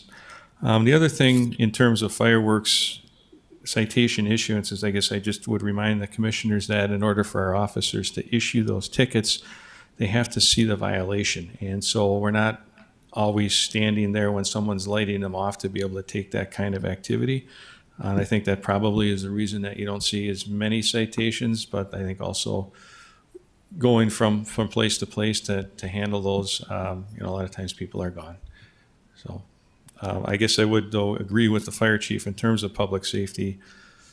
Our calls for service probably, how many calls we get isn't as important as a comparison of how many fires can they handle in a given time frame. And I guess that would be a concern from a public safety standpoint, because the more fires, that does drain law enforcement resources in terms of traffic control and assisting them with fighting those fires. Mr. Carrick. And you guys know my position on this. I've been talking about this since 2017. What we're doing clearly isn't working. People are doing it, and there's not 10 people, it's not 100 people doing it, it's thousands of residents that are doing this. So what we're doing, prohibition doesn't work, basically what I'm saying. So I agree with the speaker. There are better ways to do this. We could have designated areas or whatever else to try something different, but to continue to do the same thing over and over again and expect a different result, we all know what the definition of that is. We've been doing this for a very long time, and different fire chiefs, different police chiefs have all said the same thing, but the results are always the same. So in my mind, we need to make a change. I'm not going to make a promotion because I know that it won't be supported, but I encourage the commissioners to think about it, talk to the residents, and see what a fix could be. Because just saying it's illegal and then saying we fix the problem is not working. Mr. Strand. Thank you, Mayor. I don't know how we do it here, but I think when there's a fire in California, they go find out who started it and they hold them accountable and charge them. Do we do that here? Yes. And how much do we see of that, and how much do they get held accountable? Well, every fire has to be investigated by law, by ordinance within the city and within the statute of the state. So we investigate everything. Now, anecdotally, I can tell the story of a grass fire. Someone can light off a Roman candle or whatever. Unless we can get somebody to start talking, we're not going to find them. We have fires that go undetermined because we don't know the cause. We don't know what happened. That's on a regular occurrence. We can't get there because the evidence just doesn't support it, but we do the very best that we can. We have been very successful in the last number of years in getting prosecutions for endangerment by fire or arson that we've worked through. But those are very long, painstaking processes. They don't happen overnight. Usually we find out things a little bit later. We have several fires that are still open recently that we're still working through that we have cause. We think somebody lit them, but we still have to find it. So it just takes a while. Mr. Strand. Thank you. One last comment I'll make on this is next year, if we're still in a drought, let's put this on agenda proactively going into the 4th of July and make sure that we're minimizing the risk to the community if we're in a serious drought like we were this year. I regret we hadn't looked at this before the 4th. Mr. Chair, just real quick, the main thing is when you light something off in the city, you don't know where it's going to land. If it lands in somebody's house on the roof and starts a fire and they're not there, that's the difference. And when you're out in the countryside where there's nobody around, you can usually see where your firework lands. That's not how it is in the city. It was kind of ironic. I found one was in my yard. I was at the lake over the 4th of July. When I got back, there was a bottle rocket in my backyard. Well, if that lands on your firewood or something, that's the big thing. In a city, it's different than out in the country. That's just my perception. So thank you. Any other discussion? Thank you, gentlemen. Item 33, Commissioner Gregg brought up a variety of topics, city elections, possibility of placing the following questions on the 2022 primary election, implementation of the ward system in Fargo, increase the number of commissioners from 5 to 7, and a term limit question, which also Commissioner Strand brought up. So we'll start with the ward system. Yeah, so just backing up a little bit, in 2017, Commissioner, at the time, Grinberg and myself were the liaisons to a board, an election and city governance task force. Arlette, you were there as a former commissioner at the time. And Mark Johnson, who's a political scientist from, I think it's M-State. It was part of that as well as just kind of a professional on that. So I'm glad he was here so he can field questions as well. What we found out in this task force was that we're a very unique style of government. One, we're a commission-style government, and for medium-sized cities as we are, that's unique. There's only 5 of us commissioners, to include the mayor, which is very unique. And we're all at large, which is very unique for a city that is as diverse as we are. So there are a number of things that were suggested from this task force. There were a lot of varying ideas, so there was not a 51% consensus on almost anything. But there were a lot of things that were agreed upon that just never went forward. And I think it's about time that we started looking at that as our city grows and as we have people in the community looking for a change. One of the reasons I'm bringing this forward now is because I know of a group that is going to initiate a couple of these changes if we don't. It's good that we can have initiated measures and that people can do that. But I want the commission to understand that if we don't act and they do, we have no control over what they do. They may put 13 commissioners on this board and that might pass. They may have some goofy style government that we never thought of and that might pass. So I think being proactive, as John was talking about the fireworks, is very important. So as a practical matter, we are very, very different than most cities. Most cities our size have a ward system and an at-large system together. Most cities have more than 5 commissioners. We represent more people as a commissioner than most people in the state do for their districts. And we have a system where we can have all the commissioners be Northsiders, for example, which we are currently besides the mayor now. And back when Tony Grimberg was on the commission, there were 3 of us commissioners living within a mile of each other in South Fargo. So I think there's people in the city that don't feel represented, and they could if we had a different system. So the first item up for discussion, and again, this is not to pass this today. This is just to put this on the ballot for the people to vote on. That's all we're doing here today. So I'll make the suggested motion on the ward system. I move to direct the city attorney to draft a resolution for either an ordinance or an amendment to the Home Rule Charter of the City of Fargo that would establish 4 wards within the City of Fargo and which would require the city governing body members elected from each ward to be residents in the ward. Said resolution would be presented to the Board of Commissioners, and if adopted by the board, the resolution will be placed on the ballot for the next regular city election, June 2022, for the citywide vote. Is there a second? I'll second it, and then I have an additional comment. Mr. Preston. So I know there's a couple individuals that would like to speak to this whole piece, and it would be actually helpful if Mr. Johnson, if you would come up. I believe there's some question as to whether we can go to a ward system and still maintain a commission form. I would argue that we do need to go to a council form, which needs to be part of this conversation.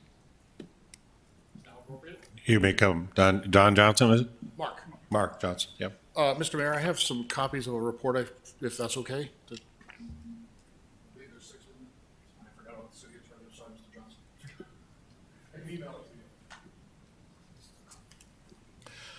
Thank you, Mr. Mayor, members of the commission. My name is Mark Johnson. I'm a resident of far South Fargo, the Bennett School area. As Commissioner Gary mentioned, I teach political science, history, and geography at M-State, but just to be clear, I'm here as a capacity as a private citizen. Nothing I say should be construed as representing the opinion of my employer. So I'm supposed to say that every time I speak in public. As Commissioner Gary mentioned, we are a bit of an outlier. You see, some of you, everybody who was on the commission back in 2017 or 18 probably saw an older version of this chart. I prepared a document as part of the Elections Task Force. This is all the medium-sized cities in the upper Midwest, medium-sized being 100, 300,000. So Detroit's not in here, Milwaukee's not in here, Omaha's not in here because those are not comparable. The Twin Cities are not here. You'll notice we are the only city of our size using at-large elections. We are I didn't put this on the chart, but it's Commissioner Garrett in the commission form that's talked about in the text. And the number of residents per member of the commission is 25,200. That makes us the fourth largest ratio of medium-sized cities in the region. The mean is about 18,000. If you went to 7, you'd be at 18,000. You'd be right at the mean. Just to summarize the second and third pages, so the size of the commission, we're the fourth largest in terms of the ratio. We're the only city of our size with 5 members. Everybody's got 7, 9, or more. In terms of election form, again, we're the only one still using at-large. There's lots of implications for at-large. One of the issues is Voting Rights Act compliance. Federal courts are really skittish about at-large elections in larger cities, particularly as the minority population grows, because you start to get issues of you are diluting the electoral strength, potentially, of minority populations. There was a case in actually, it wasn't one case in South Dakota, it was 3 cases in South Dakota that took 15 years of federal litigation where they had to change their legislative election district system in parts of South Dakota because they were diluting the power of Native American voters. Pretty much every southern state legislature got rid of the system we use in North Dakota, the multi-member districts, for that very reason. So, But Mark, doesn't approval voting change a little bit of this? Because when you're talking about the power of a vote when you're doing ward system and or council system, well, the problem with when you do approval voting, doesn't it allow, in a sense, some of that discrepancy to go away? that assumes that approval voting is utilized the way that its advocates claim. The problem with approval voting is that it's because it's never really been used in public elections other than here, that one election. All of the research suggests that what happens in approval voting, when they've used it in private associations, is you go to bullet voting. Voters figure out it's to my advantage to bullet vote. It still doesn't necessarily address the issue of, are you diluting the power of certain communities? And as you also, this discussion of the 32nd Avenue project, that was interesting, as one of the commissioners mentioned, different parts of town have different issues, different needs. And by going to wards, that's one of the arguments for wards, is you capture some of that. As Commissioner Preston mentioned, there is some interest, there's some language in Title 40. Title 40 is the Municipal Elections Code, or the Municipal Code, that suggests that in a commission system you have to use at-large. I think it actually says you have to use at-large. For council, it can be either or. I mentioned in the memo the Sioux Falls system. So Sioux Falls, Duluth, St. Cloud use a mixed system. Roughly half are elected at large, roughly half are elected by ward. It's unclear if North Dakota allows that. They're somewhat vague, and the state Supreme Court has been a little inconsistent in how it applies home rule. So my recommendation would be have the city attorney dig into that and figure out exactly what the state Supreme Court's willing to allow these days, because that's a little unclear. The one other issue is form of government. As mentioned, we are the second largest city in the country using commission form. Portland, Oregon is the other, and they're about to get rid of it. They have a charter task force that was appointed last December. Widely expected, every media report coming out of Portland suggests they're going to get rid of it. And mine had a council form, and it got rid of the council form, so it goes both ways, right? Mine had a council form of 14 people, and they went down to 7. Right. They went to modern council, I believe is what North Dakota called. There's some special varieties in North Dakota law. So, and that's all summarized in the memo. Carol, you wanted to speak as well?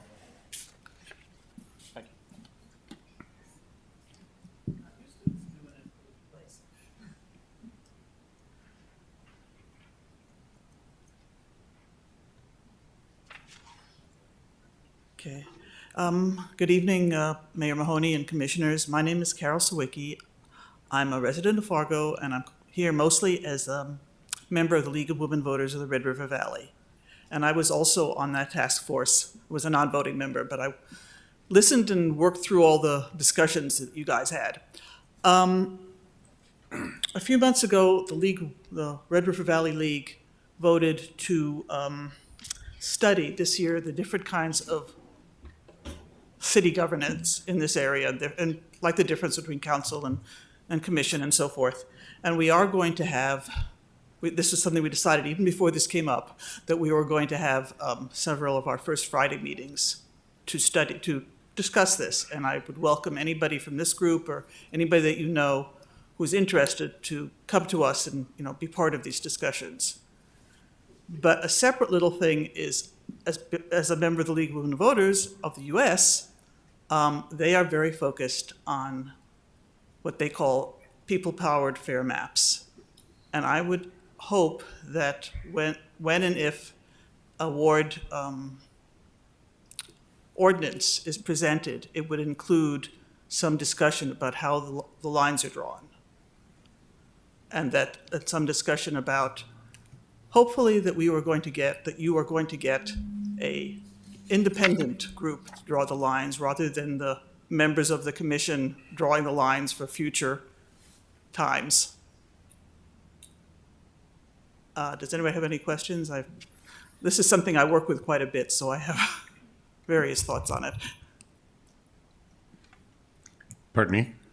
No. Question? No? No, I just want to make a comment in regards to. Commissioner Preston. I think the timing is perfect with the league being able to do some public education, hopefully.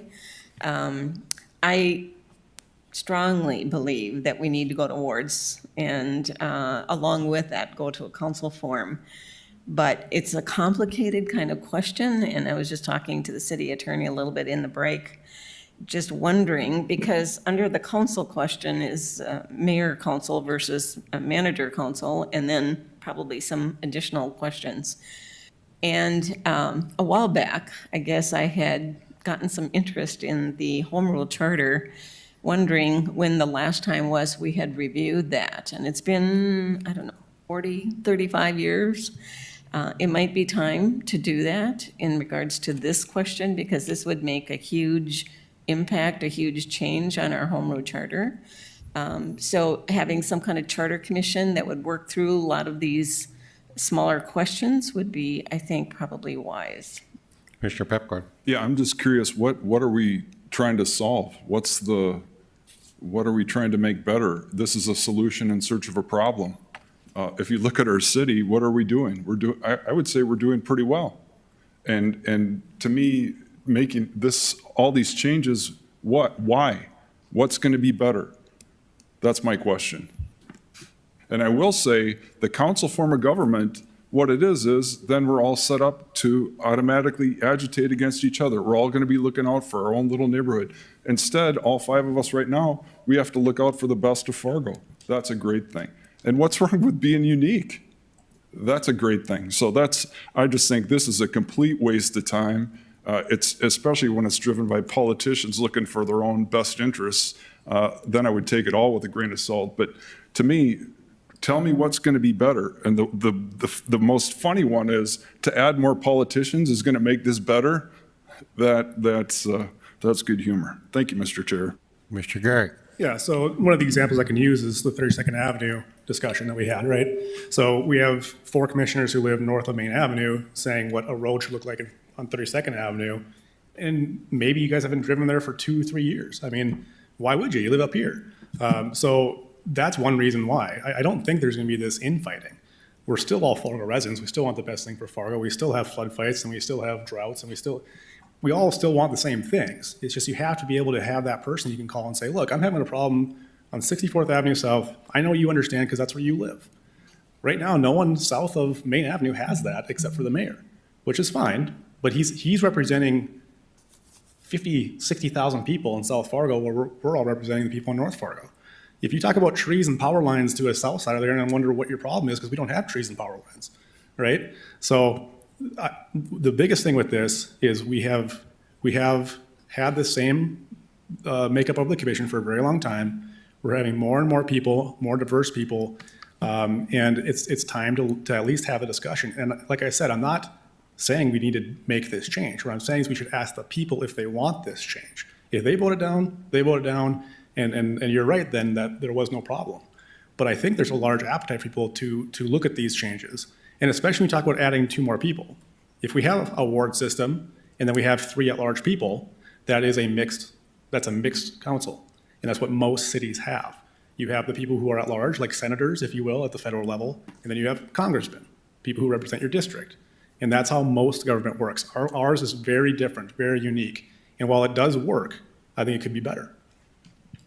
Mr. Garrick, you know, you're asking for a resolution for us to send something to the voters. Wouldn't it be fair, as Carol's question is, how are you going to do your wards? Because for the public, in order to vote on it, they have no clue which wards you're talking about. If we do it demographically, if we do it to population base, if we do it those different ways. My concern is Commissioner Pepcorn and yourself might be in the same ward.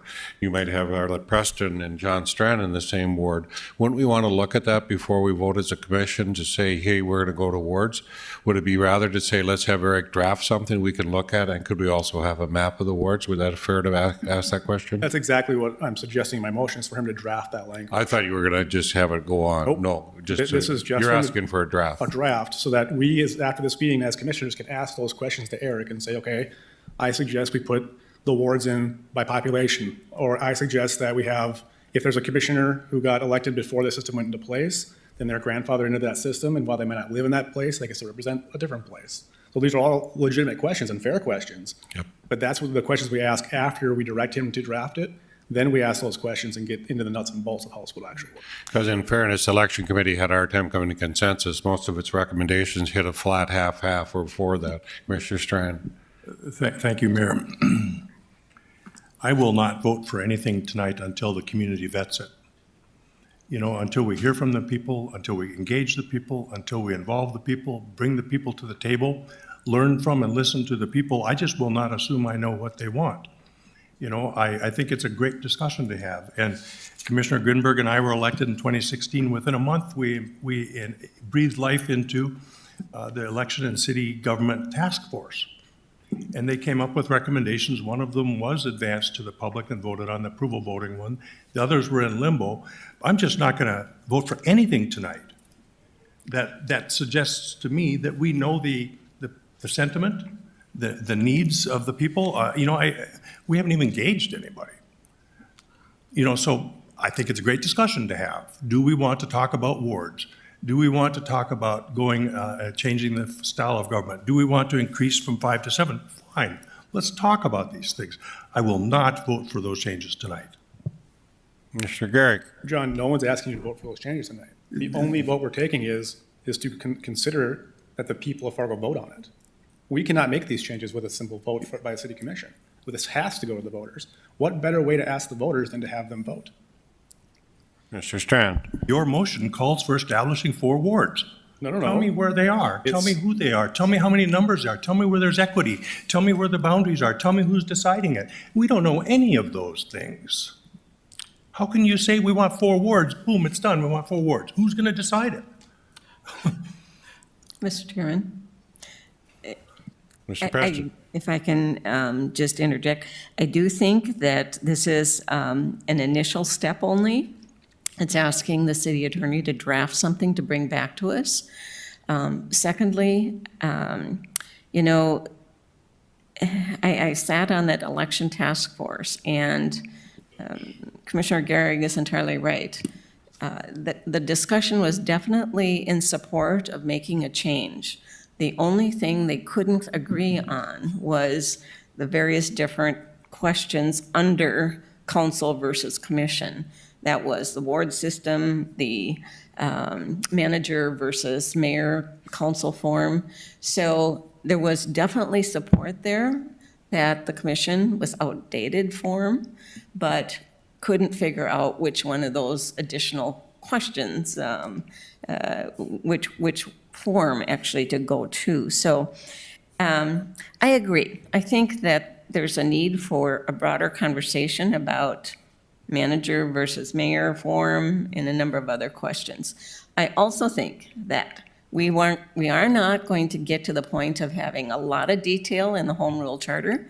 That is a higher level kind of document. And some of those things, like where the wards, how we would separate out the city into wards, would be ordinance level, I'm assuming, which would be on the implementation side. And I can't imagine that that would necessarily be on the ballot for home rule charter amendment. But again, that's a question that we don't necessarily know the answer to. Carol, I right can let you speak one more time, but now it's going into commission discussion. So Sure. would you like to say No, something? I just wanted to comment that the best practices way of deciding where wards are is using something called communities of interest, which there are ways of so that people with the same schools that they go to or whatever are divided up that way.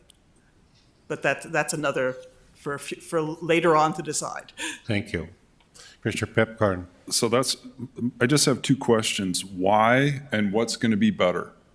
That's what I would like to have answered. Why would we change and what's going to be better? Mr. Chairman, if I could try to address that. Commissioner Preston.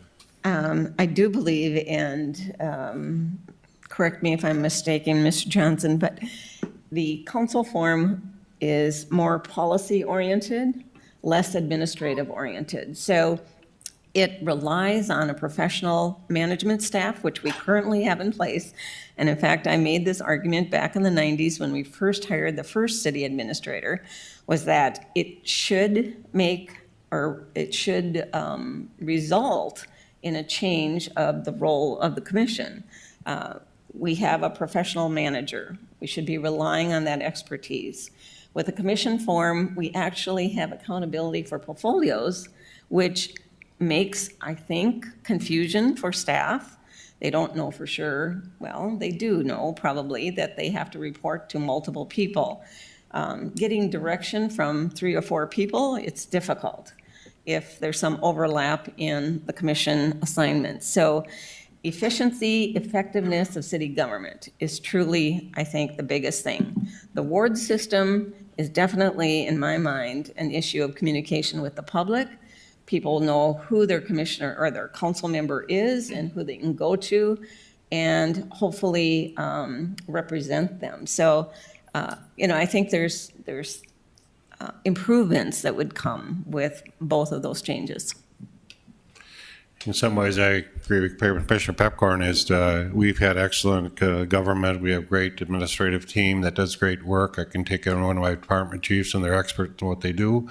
Just like tonight, when we argued 32nd Avenue, they come back to us with a plan we can understand, and here we go.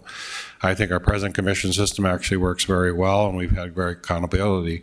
Would rather have, if we're going to change policy, change government, we should have a good, frank discussion with people who are actually in the government and how it's working. To Wes's question, is it relating to people? Are we working with people? Are we doing those great? But commissions, council, I've always been a little leery of a council because it seems to me in some of the council forums we've seen, they've had very difficult time making difficult decisions. We fought 500-year floods with our commission system, and it works very well. Our 5 commissioners do the work they're supposed to do. We get out there and communicate with the public. So I'm not adverse to looking at this, and I think what you're bringing up, Tony, brings a variety of questions, but it really is reopening the education committee in a sense, is that you're re-looking at, should we do ward, should we do this?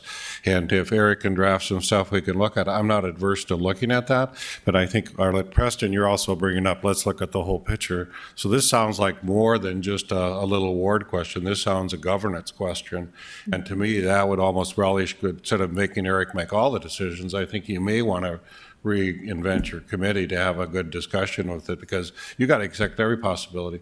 City of Fargo is one of the best cities in the United States. We're one of the most efficient, most thoughtful type of government, I think, and I think we respond to our community.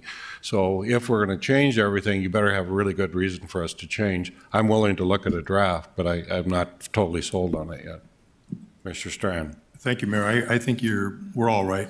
But what we need to do is reestablish a new commission or task force to study these broader topics and see what the community advises us to do. Listen to our people, listen to the staff, learn legally. In my mind, there's 3 topics here that Commissioner Gehrig brought up. Term limits, which we both brought up, but his is a little different than mine. The number of commissioners, the implementation of the wards. I'll say this. I move that we direct the mayor and staff to propose to us at our next meeting what a recommended task force would look like for us to consider and vote on. There's already a motion on the table. Is this amendment to Tony's motion? Actually, I move that we delay that until the task force has reported back. Actually, it's not an amendment technically. Okay. Help us out with what it is, John. Mr. Chair, can I interrupt? Can we vote on Tony's first and then have John make another one? Could we do that? Just before we vote. Mr. McGarrett. All this is a draft.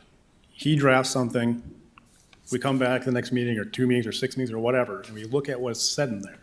And if you don't like what's there, then it won't pass and it won't get on the ballot. This is a 3-step process. You have to have something to argue about. Have something to argue about, present it, shoot holes in it, improve it, and if we all agree, then it goes on the ballot. If we don't all agree, then it doesn't. So no one's making a change today. No one's suggesting a change today. I'm suggesting we look at the issue. Another committee, John, is not going to do anything. We've done that. We've been there. And you know how these committees go. When there's 15 people in the room and no one agrees and everyone has a alternative motive of being there, it's not going to get anywhere. I mean, I'm sick of committees and committees and committees that don't do anything. So again, this is all we're asking for is exactly what you just said, Mayor. Let's get a draft. Let's look at it and let's shoot holes in it. You agreed with me without really knowing it. That's all I'm asking for is a draft. Nothing will be passed. You have to vote on it again. Can both be accomplished? John, are you suggesting after this you have another motion? Yes. Okay. Any other discussion? Roll call vote. Gary, Yes. Point of order. Which one are we voting on? Commissioner Garrigg's first motion on his ward system, Okay. to have Eric draft a ward system. Gary, Yes. Preston, Yes. Pepcorn, No. Strand, No. Mahoney, Yes. Now, the second motion, John, you're going to make? In light of that vote, I'm not so sure anymore, because you've just voted that we're going to direct our legal counsel to establish 4 wards. Oh, he's got to figure out the wards. He's got to figure out everything, John. So How do we know it's 4? How do we know it's not 6? How do we know it's not 3? How do we know where they are? I mean, I don't know. Totally agree. John, what's going to happen is he's going to draft something. Then he's going to show you the thing. And you're going to say, I don't like that thing in there. I want to change it to 6, or I want to change it to 9. And where's the League of Cities vote, League of Women Voters input to that? They can talk to you whenever they want. I'm assuming you're going to do a task force, John. I am. Okay.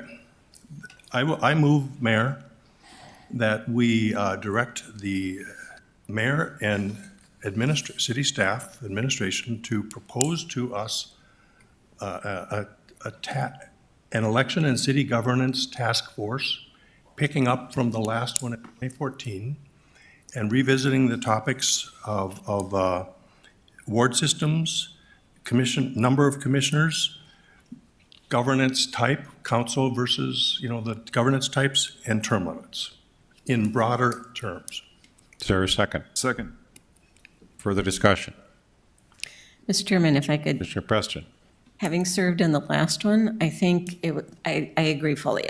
I'm good with this approach, but we'd have to approach it much with some care in that the last time around, it was rushed.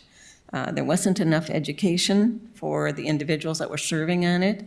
So it would just need to be thought through real carefully to get a good decision. Thank you. And Commissioner Strand? In picking up on that, Commissioner Preston, the last one was right after a public election. We have this one coming at us when there's an election next year. So this time is of the essence here if we're going to move quickly. We have people wanting to run for office or not. So it is timely. Any other discussion? Roll call vote, please. Strand, Yes. Pepcorn, Aye. Preston, Aye. Gary, Mahoney, Aye. Commissioner Strand, you had asked about term limits. That's one of the other items. Or Tony, did you want to do the 5 to 7 as well? Yeah, might as well. So again, being very unique and with Mark Johnson's testimony there, that would bring us on par with the other communities, which is the norm. So I move that we add 2 at-large commissioners. Is there a second? I'll second it. Now, would not the task force basically address that, John? That's what you're suggesting, right? Mm-hmm. Okay. Commissioner Pepcorn. Just the same 2 questions. Why in the world would we do that, and what is going to be better? Because I've seldom encountered when there's more politicians that make the world a better place. Thank you. Any other discussion? Roll call vote, please. Gary. Yes. Preston. Aye. Pepcorn. No. Strand. No. Mahoney. No. Term limits, John Strand. Thank you, Mayor. Even though Commissioner Garrick had advanced subsequent to the task force from 2014, the topic of term limits, we have a topic locally that surfaced in a conversation I had last week where I didn't quite realize until I had a visit with the mayor that there's a uncertain interpretation of our current mayor's terms relative, because you were appointed to fill a seat of a commissioner. Then our sitting mayor died and you filled that seat. So you have 2 terms that are kind of partial of each. And I don't know that we have an agreement generally or not of whether you are or are not termed out. So what I learned was we need to figure this out. It's that we have different legal positions suggesting that you are termed out, and some say, no, you're not termed out under. I don't have the answers, but I do know this. We need to be proactive. We need to be fair. We need to be transparent. We need to be respectful of everybody in the positions, and we need to learn from each other and see where it all lands, to factually or not, or legally, whether or not you're termed out or able to run again. And that's it. It's as simple as that. Thank you. You know, it's been an honor for me to serve the citizens of Fargo. I very much enjoy the position of being mayor and enjoyed every moment I've had of that position. It's kind of come to be, we've got a lot of stuff on the table going on right now. It's been going well in the city, just as we talk about. But some people have thought that, no, I cannot run again, and talked to Eric Johnson and got an opinion at one time of that. So being a physician, I asked for a second opinion, because as a physician, it's not uncommon to ask for a second opinion. And in fact, Eric recommended Howard Swenson up in Grand Forks. Why not ask him for a second opinion? So I did reach out to him, and Arlette, you just mentioned a minute ago, we have a home rule charter. And home rule charter spells out vacancy very well. It's kind of very unusual that a mayor dies in the politics of Fargo. It's not happened in a very long time. And I lost my dear friend Denny Wallaker, but took over as deputy mayor, took over as mayor, and then had a special election. But there's some things that have to be done when that happens. And just as Arlette brought some people in to help out, I've asked Tammy Norgard to explain to us a little bit of why I think I still, by the rules, could run again. And so I'd asked Tammy to come up to the podium, and we've just prepared a little PowerPoint that will make you ponder. I don't necessarily expect anything tonight, but I would like you to consider this as an argument and see what you think. Thank you, Mayor. I'm Tammy Norgard. I'm an attorney with the Vogel Law Firm. I'll tell you, I've worked with Eric Johnson before. I've worked with Howard Swanson. I have the utmost respect for both of them. Mayor Mahoney, I think, was just looking at these differing opinions that he had by sitting city attorneys at the time, and just asked me to look at their various memos and see what I thought and do some research. So I would tell you that I've done a lot of research. I've looked at other cases. I've looked at other situations with similar charters, similar ordinances, and what's happened when there's been a challenge one way or another in terms of whether somebody can run again. And so that's kind of my role tonight, is to share with you, I'll just point out certain provisions in your ordinance. I will point out certain provisions in your home rule charter. And I'll point out the terms that are important, because ultimately, it's not Eric or Howard or me that get to decide, whether Mayor Mahoney is eligible to run again. It's first you as the commission interpreting your ordinance, and second, then a court. Obviously, if somebody doesn't like the decision that is reached, there's always the opportunity to go to court, one side or another. But the important thing for your review is how to interpret the ordinance. Okay, so I at the bottom of this first page, I identified that when you're interpreting ordinances, typically you look at the plain, ordinary, and commonly understood meaning. And you don't disregard that plain language to pursue a spirit. You don't say, well, this is what we really intended, and this is what we meant to say. It's if the language is very clear on its face, you stick to the language. And so I think in my review, I think there is very clear language that probably identifies the outcome. In this case, I've provided a few different provisions of the Home Rule Charter because these are important for your discussion and your consideration. I'll tell you, the first one basically just outlines that you have a commission form of government. You have a mayor and 4 commissioners. The number 5 talks about the governing body. Once you are elected, you elect a deputy mayor just to serve in the instance that the mayor is not available, or if they're ill, or if there's another reason for an absence, if it becomes vacant due to death. Then the deputy acts in the position of mayor, but isn't the mayor, obviously. But they can sometimes act as the mayor until the vacancy is filled, if there is actually a vacancy in the office. The Home Rule Charter at 12 talks about what happens if there is a vacancy in office. And this is a very unusual circumstance. You don't anticipate that there's going to be a vacancy in midterm. And when we're talking about term limits, you're talking about terms, right? How many terms can somebody have? Well, obviously, it kind of gets thrown into question sometimes when there's something that interrupts that term. Okay, so in this provision in Section 12, it discusses the fact that at the time that Mayor Mahoney ran for election for mayor to succeed Mayor Wallaker after he passed away, your Home Rule Charter required that Mayor Mahoney had to resign first. So in January, he had to resign as a commissioner, and then, if he were to be elected, he would take the position of mayor after the election. And then in number 18, it just talks about that once there is a vacancy in office, or if somebody has said we are going to resign, then you as a commission need to identify or call for a special election so that you can fill that position. So these are important provisions, just to note, just hitting the highlights with you. The next one I think is also very important. This is in your Home Rule Charter. It says that the mayor and each commissioner shall be elected by the voters for 4-year terms. Okay, so it says in your charter that you have 4-year terms. And the mayor is elected in 1986 and every 4 years thereafter. So you are set for 4-year terms with a beginning date and an end date. And that's very clearly established in your charter. And that's where what my interpretation is, as I'm looking through this, is that when you have a vacancy mid-year, when you have this 4-year term that's clearly defined in your Home Rule Charter, if there's a vacancy mid-year and something changes, then that's a partial term. Either way, at the beginning or at the end, there is a partial term, and it's not a full 4-year term. I think this also is consistent with your ordinance, which we'll discuss in a minute. You've identified in your ordinance that if somebody's elected to fill a vacancy midterm, that's not a full term for that person. That's not included. They still have their right to be elected for 3 additional 4-year terms, or 4 in the case of if somebody that's commissioner and the mayor.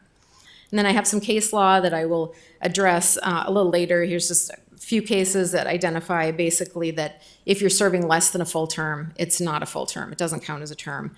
And importantly, the last one on here, the Kentucky case, I thought that has particularly pointed language that talks about the fact that the office of mayor starts when the mayor is elected and inducted into office, and it ends at the end of their 4-year term. And I can talk about that case a little bit more too, but basically it just spells out if your ordinance has a 4-year term, there is a starting point and there is an end point to that term. And in that case, there was a challenge. And the court in Kentucky identified in a similar situation, just that you have to have a start date and an end date, and it has to be all 4 years to count as a term.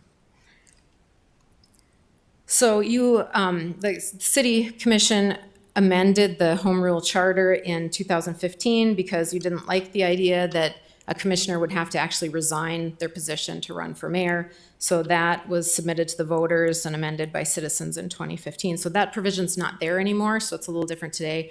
But what we're really focusing on is what happened in the case of Mayor Mahoney.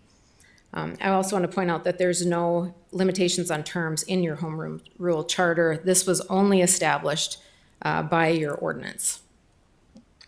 So now I just want to walk through the relevant provisions of your ordinance. And this is where the plain language is important. You read all the terms. Each term is deemed to have meaning. You can't read over things or read into things if the plain language says something different. So in this situation, this is your term limits. No member of the board can serve more than 3 successive 4-year terms. Okay, these are very concrete, successive 4-year terms. And then subject to the following, so that's some exceptions. You go down the list, the first one highlighted that if somebody is elected to a term of less than 4 years because of a vacancy, then that really doesn't count. They're eligible to run again and have 3 additional 4-year terms. So you get, Mayor Mahoney started out getting elected as a commissioner. That first partial term doesn't count. The second highlighted area B, a member who's completed 3 successive 4-year terms can't be eligible for re-election until the next regular election cycle following the expiration. So basically, you can run 3 terms, you have to take a break, you can run again after you take a break.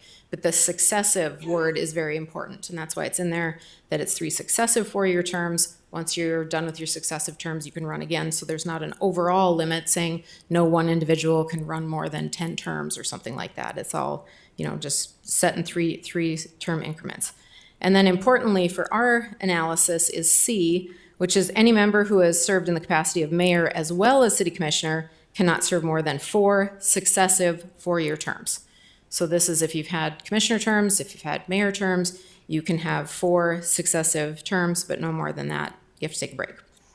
Okay, so I'm also pointing out what on the bottom, just that there's no limit to non-successive 4-year terms. Okay, then I'd like to run, I did some just visuals so you could see as we walk through what Mayor Mahoney's terms are. So the first one, he was elected in 2005 for a partial term. When there was a vacancy, he had a full term, the first green check mark from 2006 to 2010, another commissioner term 2010 to 2014, and then he ran again in 2014 for a 3rd term. Okay, and he was elected in 2014 for that 3rd term. However, he did not complete that 3rd term as a commissioner because his term as a commissioner was cut short when he resigned in January of 2015. He resigned and when Mayor Wallaker had passed away, because your homeroom charter requires somebody that's a commissioner who wants to run for mayor to resign. And so he actually went through that. Just threw in a copy of Mayor Mahoney's resignation letter saying he's resigning from office as of the election or right after the election. This creates the vacancy. So for the purposes of the Home Rule Charter, it creates a vacancy because he's done a resignation. So at that time, the city commission said, well, we need a special election. So we have the mayor position to fill and we have Tim Mahoney's commissioner position to fill. So there's 2 things that were identified at that time. I threw in the official results of the balloting. You can see Tim Mahoney was the winner of the mayor position, Tony Gehrig, winner of the commissioner position. Thereafter, May 11th, there was a swearing in where Tim Mahoney was officially sworn in as your mayor. So here's a visual then of the mayor terms. And you have the initial election in 2015. He doesn't have a full term, right? Because think back to your charter, and this is something Howard Swanson really focused on, is that second provision that said, or the first provision, when somebody is elected to a vacancy, that doesn't preclude them from having additional terms. Like that doesn't count as their term. And so that's what Howard's looking at that language too, saying, well, here he's elected partway through the term. And so that's not a full term. So then he was served from 2015 to 2018, and then he took on the job of mayor for his first full term on 2018 to 2022, and that's the term that we're in right now. So, we'll look at, again, the issue we're talking about here is C, which is highlighted.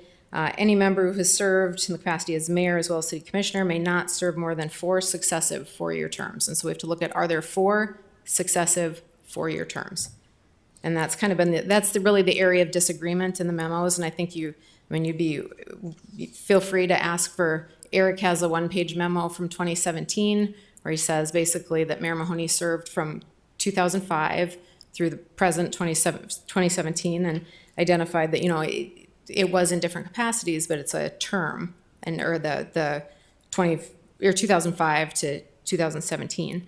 And what Howard is looking at is more parsing them into 4-year terms, and that's what the language of your ordinance specifically states. And so that's where I have come down in reading this and doing my research. I think that Howard's position is probably correct in looking at the plain language of your ordinance.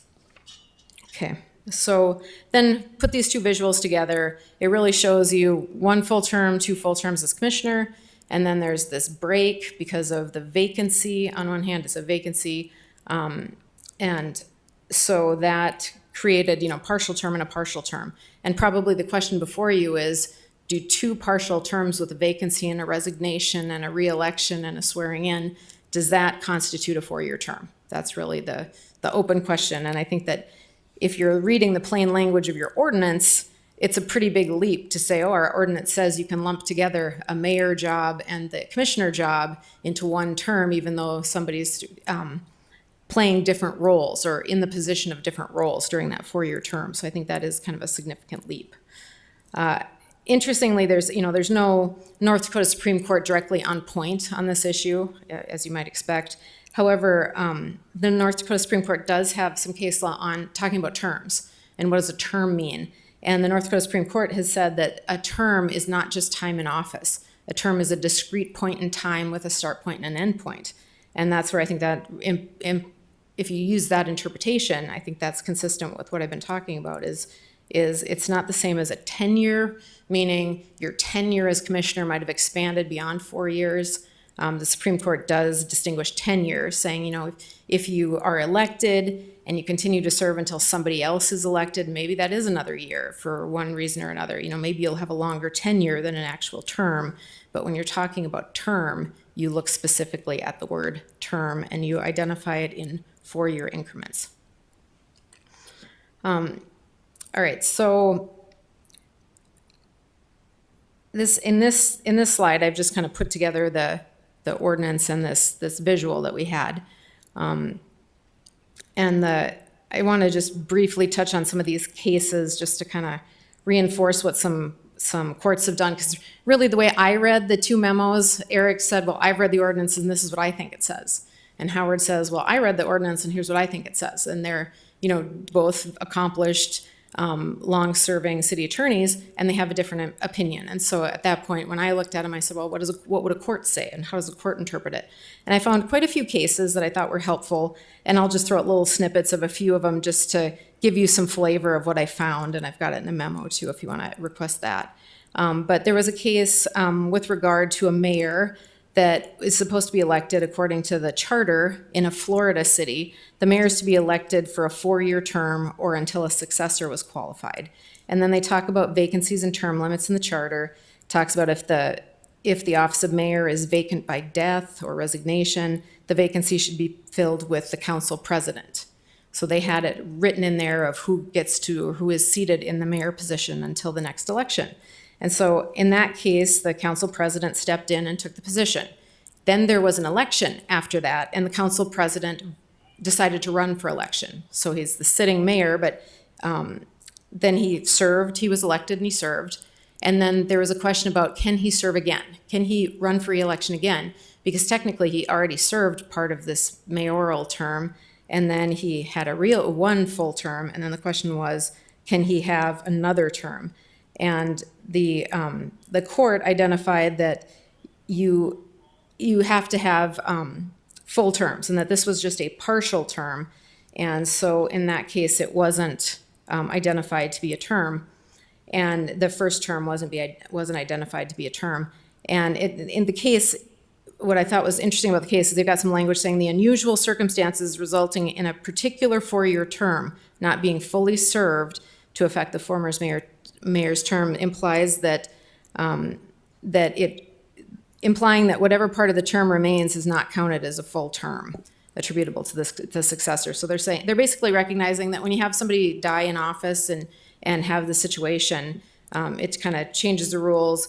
You have to look at a common sense conclusion, and that's what the court said. This is a common sense conclusion, and it cited 2 other cases that had similar outcomes, saying if there's a vacancy in the middle of somebody's term, you can't just assume that they've served part of it so they have credit for filling the full term. And the important thing about this case, I think, that makes it directly on point is remember that it was filled by the council president. So that is somebody that was on the council and then became mayor. And so would that be a 4-year term? And that's the argument that I think is being, or the suggestion is being discussed here is it a term when it's half filled as a commissioner or partially filled by a commissioner and partially filled as the mayor? And what this court said specifically is that doesn't count as a term when it was partially filled by somebody who was the president of the city commission in that situation. So I thought that was, very instructive and helpful. There's another one that. Mayor, if I may. Go ahead. I think we get the point. Okay. It's a partial term. Yeah. We're kind of going over the same stuff. So Okay. In summation, you have a summation? Yes, Yeah. this is my summation, actually. Thank you, Commissioner Garrick. But my summation is just basically that I think that you can have different of opinions. You can say, well, I think maybe we meant something different, or maybe we meant to say, 16 years in office versus 4 full 4-year terms. But I think you have to read the actual language of the ordinance and not make assumptions, because that first slide that I put up there, if there's the plain language, but you can't disregard the plain language just to say, well, I think we meant this, and incorporate the spirit of what you thought the law probably should be. So if you have any questions, I'm happy to respond. Any questions? Mr. Strand, I think you got a mouthful there, huh? Quite a bit of explanation of what's going on. So I think it's a debate, John. I don't know what you want to do about it. Well, let's listen to the other commissioners too for the moment. I'm not sure what they have to say or Mr. not. Garrett. So you have a written, argument here. I would like to have Eric Johnson submit written testimony as well, so that if and when this does move forward to a court or whatever's going to happen, we can know both sides before we do that.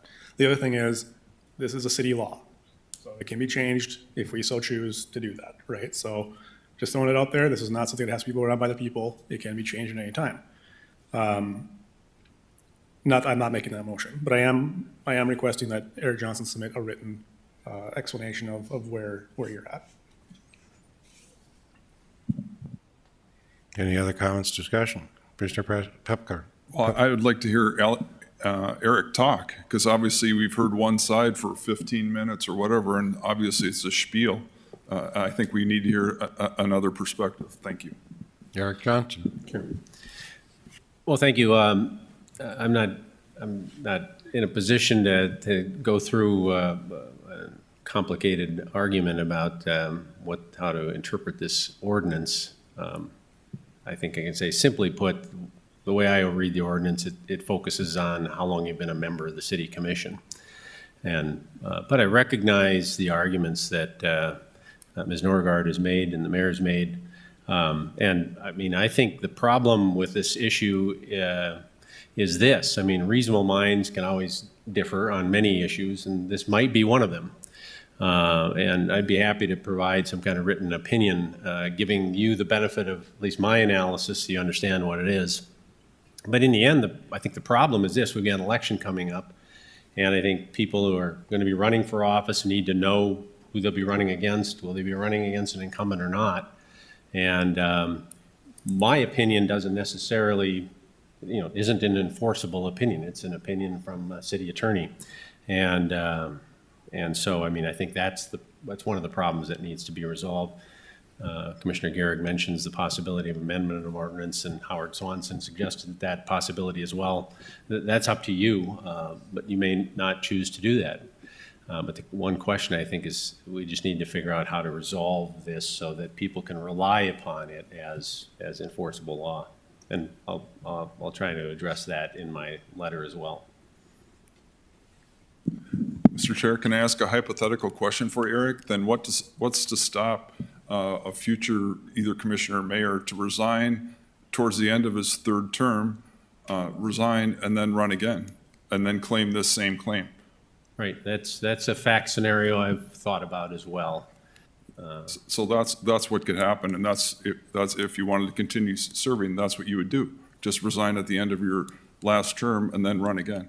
And then that starts the clock over if you follow this. Commissioner Pepcorn, I'm not asking you to do that, nor would ever do that. And the death of Denny Wallaker was not my intent at any time. Oh, no, I think you're overstretching a little bit on that. And if the rules say somebody can run again, I think they can do that. There's nobody that would ever do the malfeasance of resigning and then trying to run again.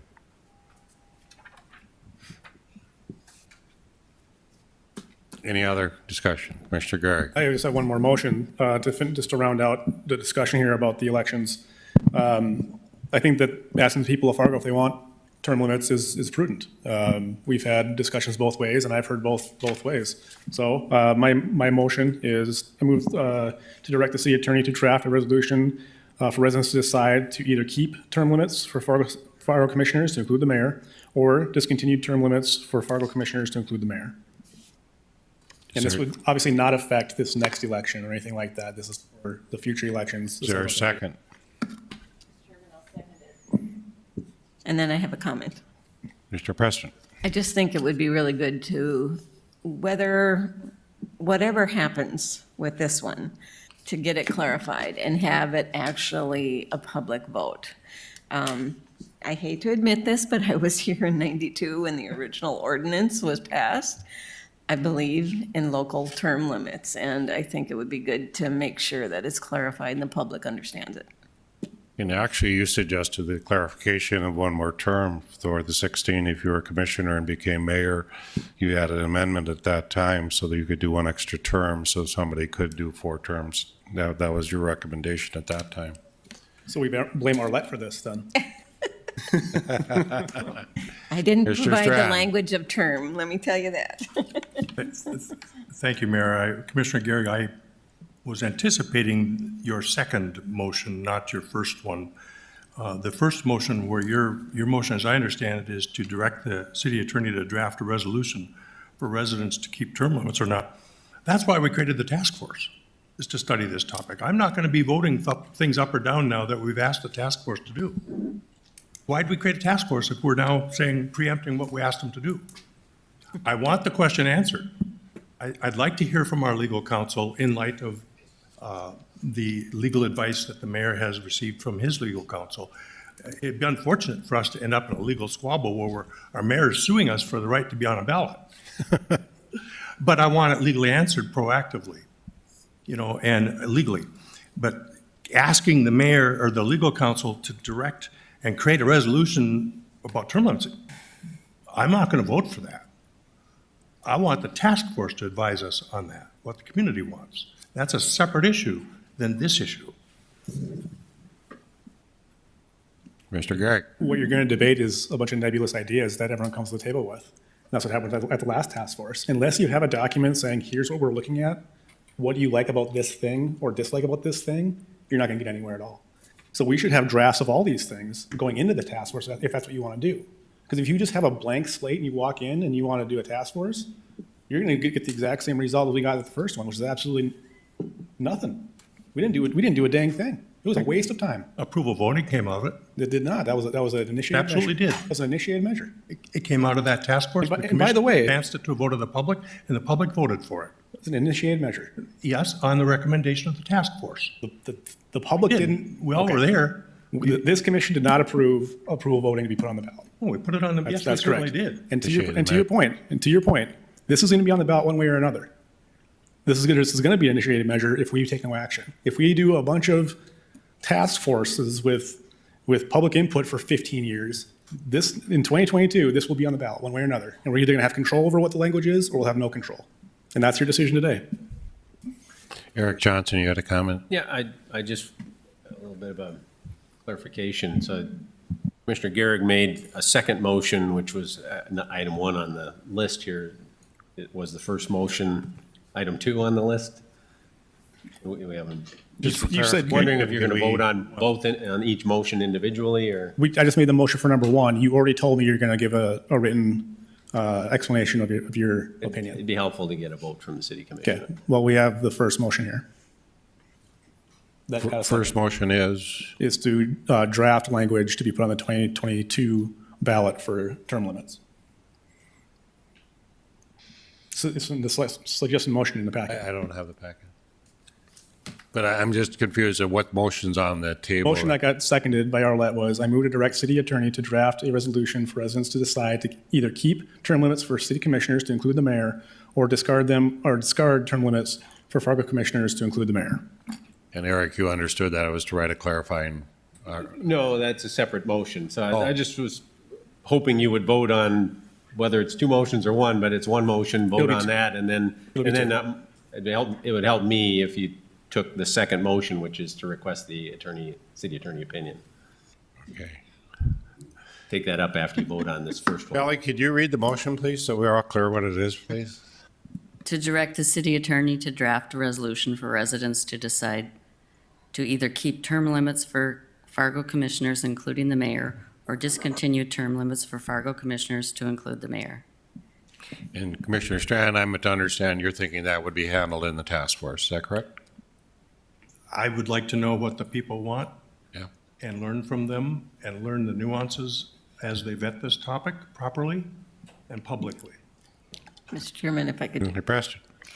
I do think, and having sat through the last election and governance task force, it was difficult to get form to the discussion. And I do think having something in front of them would probably expedite that discussion. They wouldn't necessarily have to go along with what Eric is proposing, but it would give them something to start with instead of a blank slate that becomes very difficult then to move forward on anything. And that was very evident when we were talking about council versus commission form.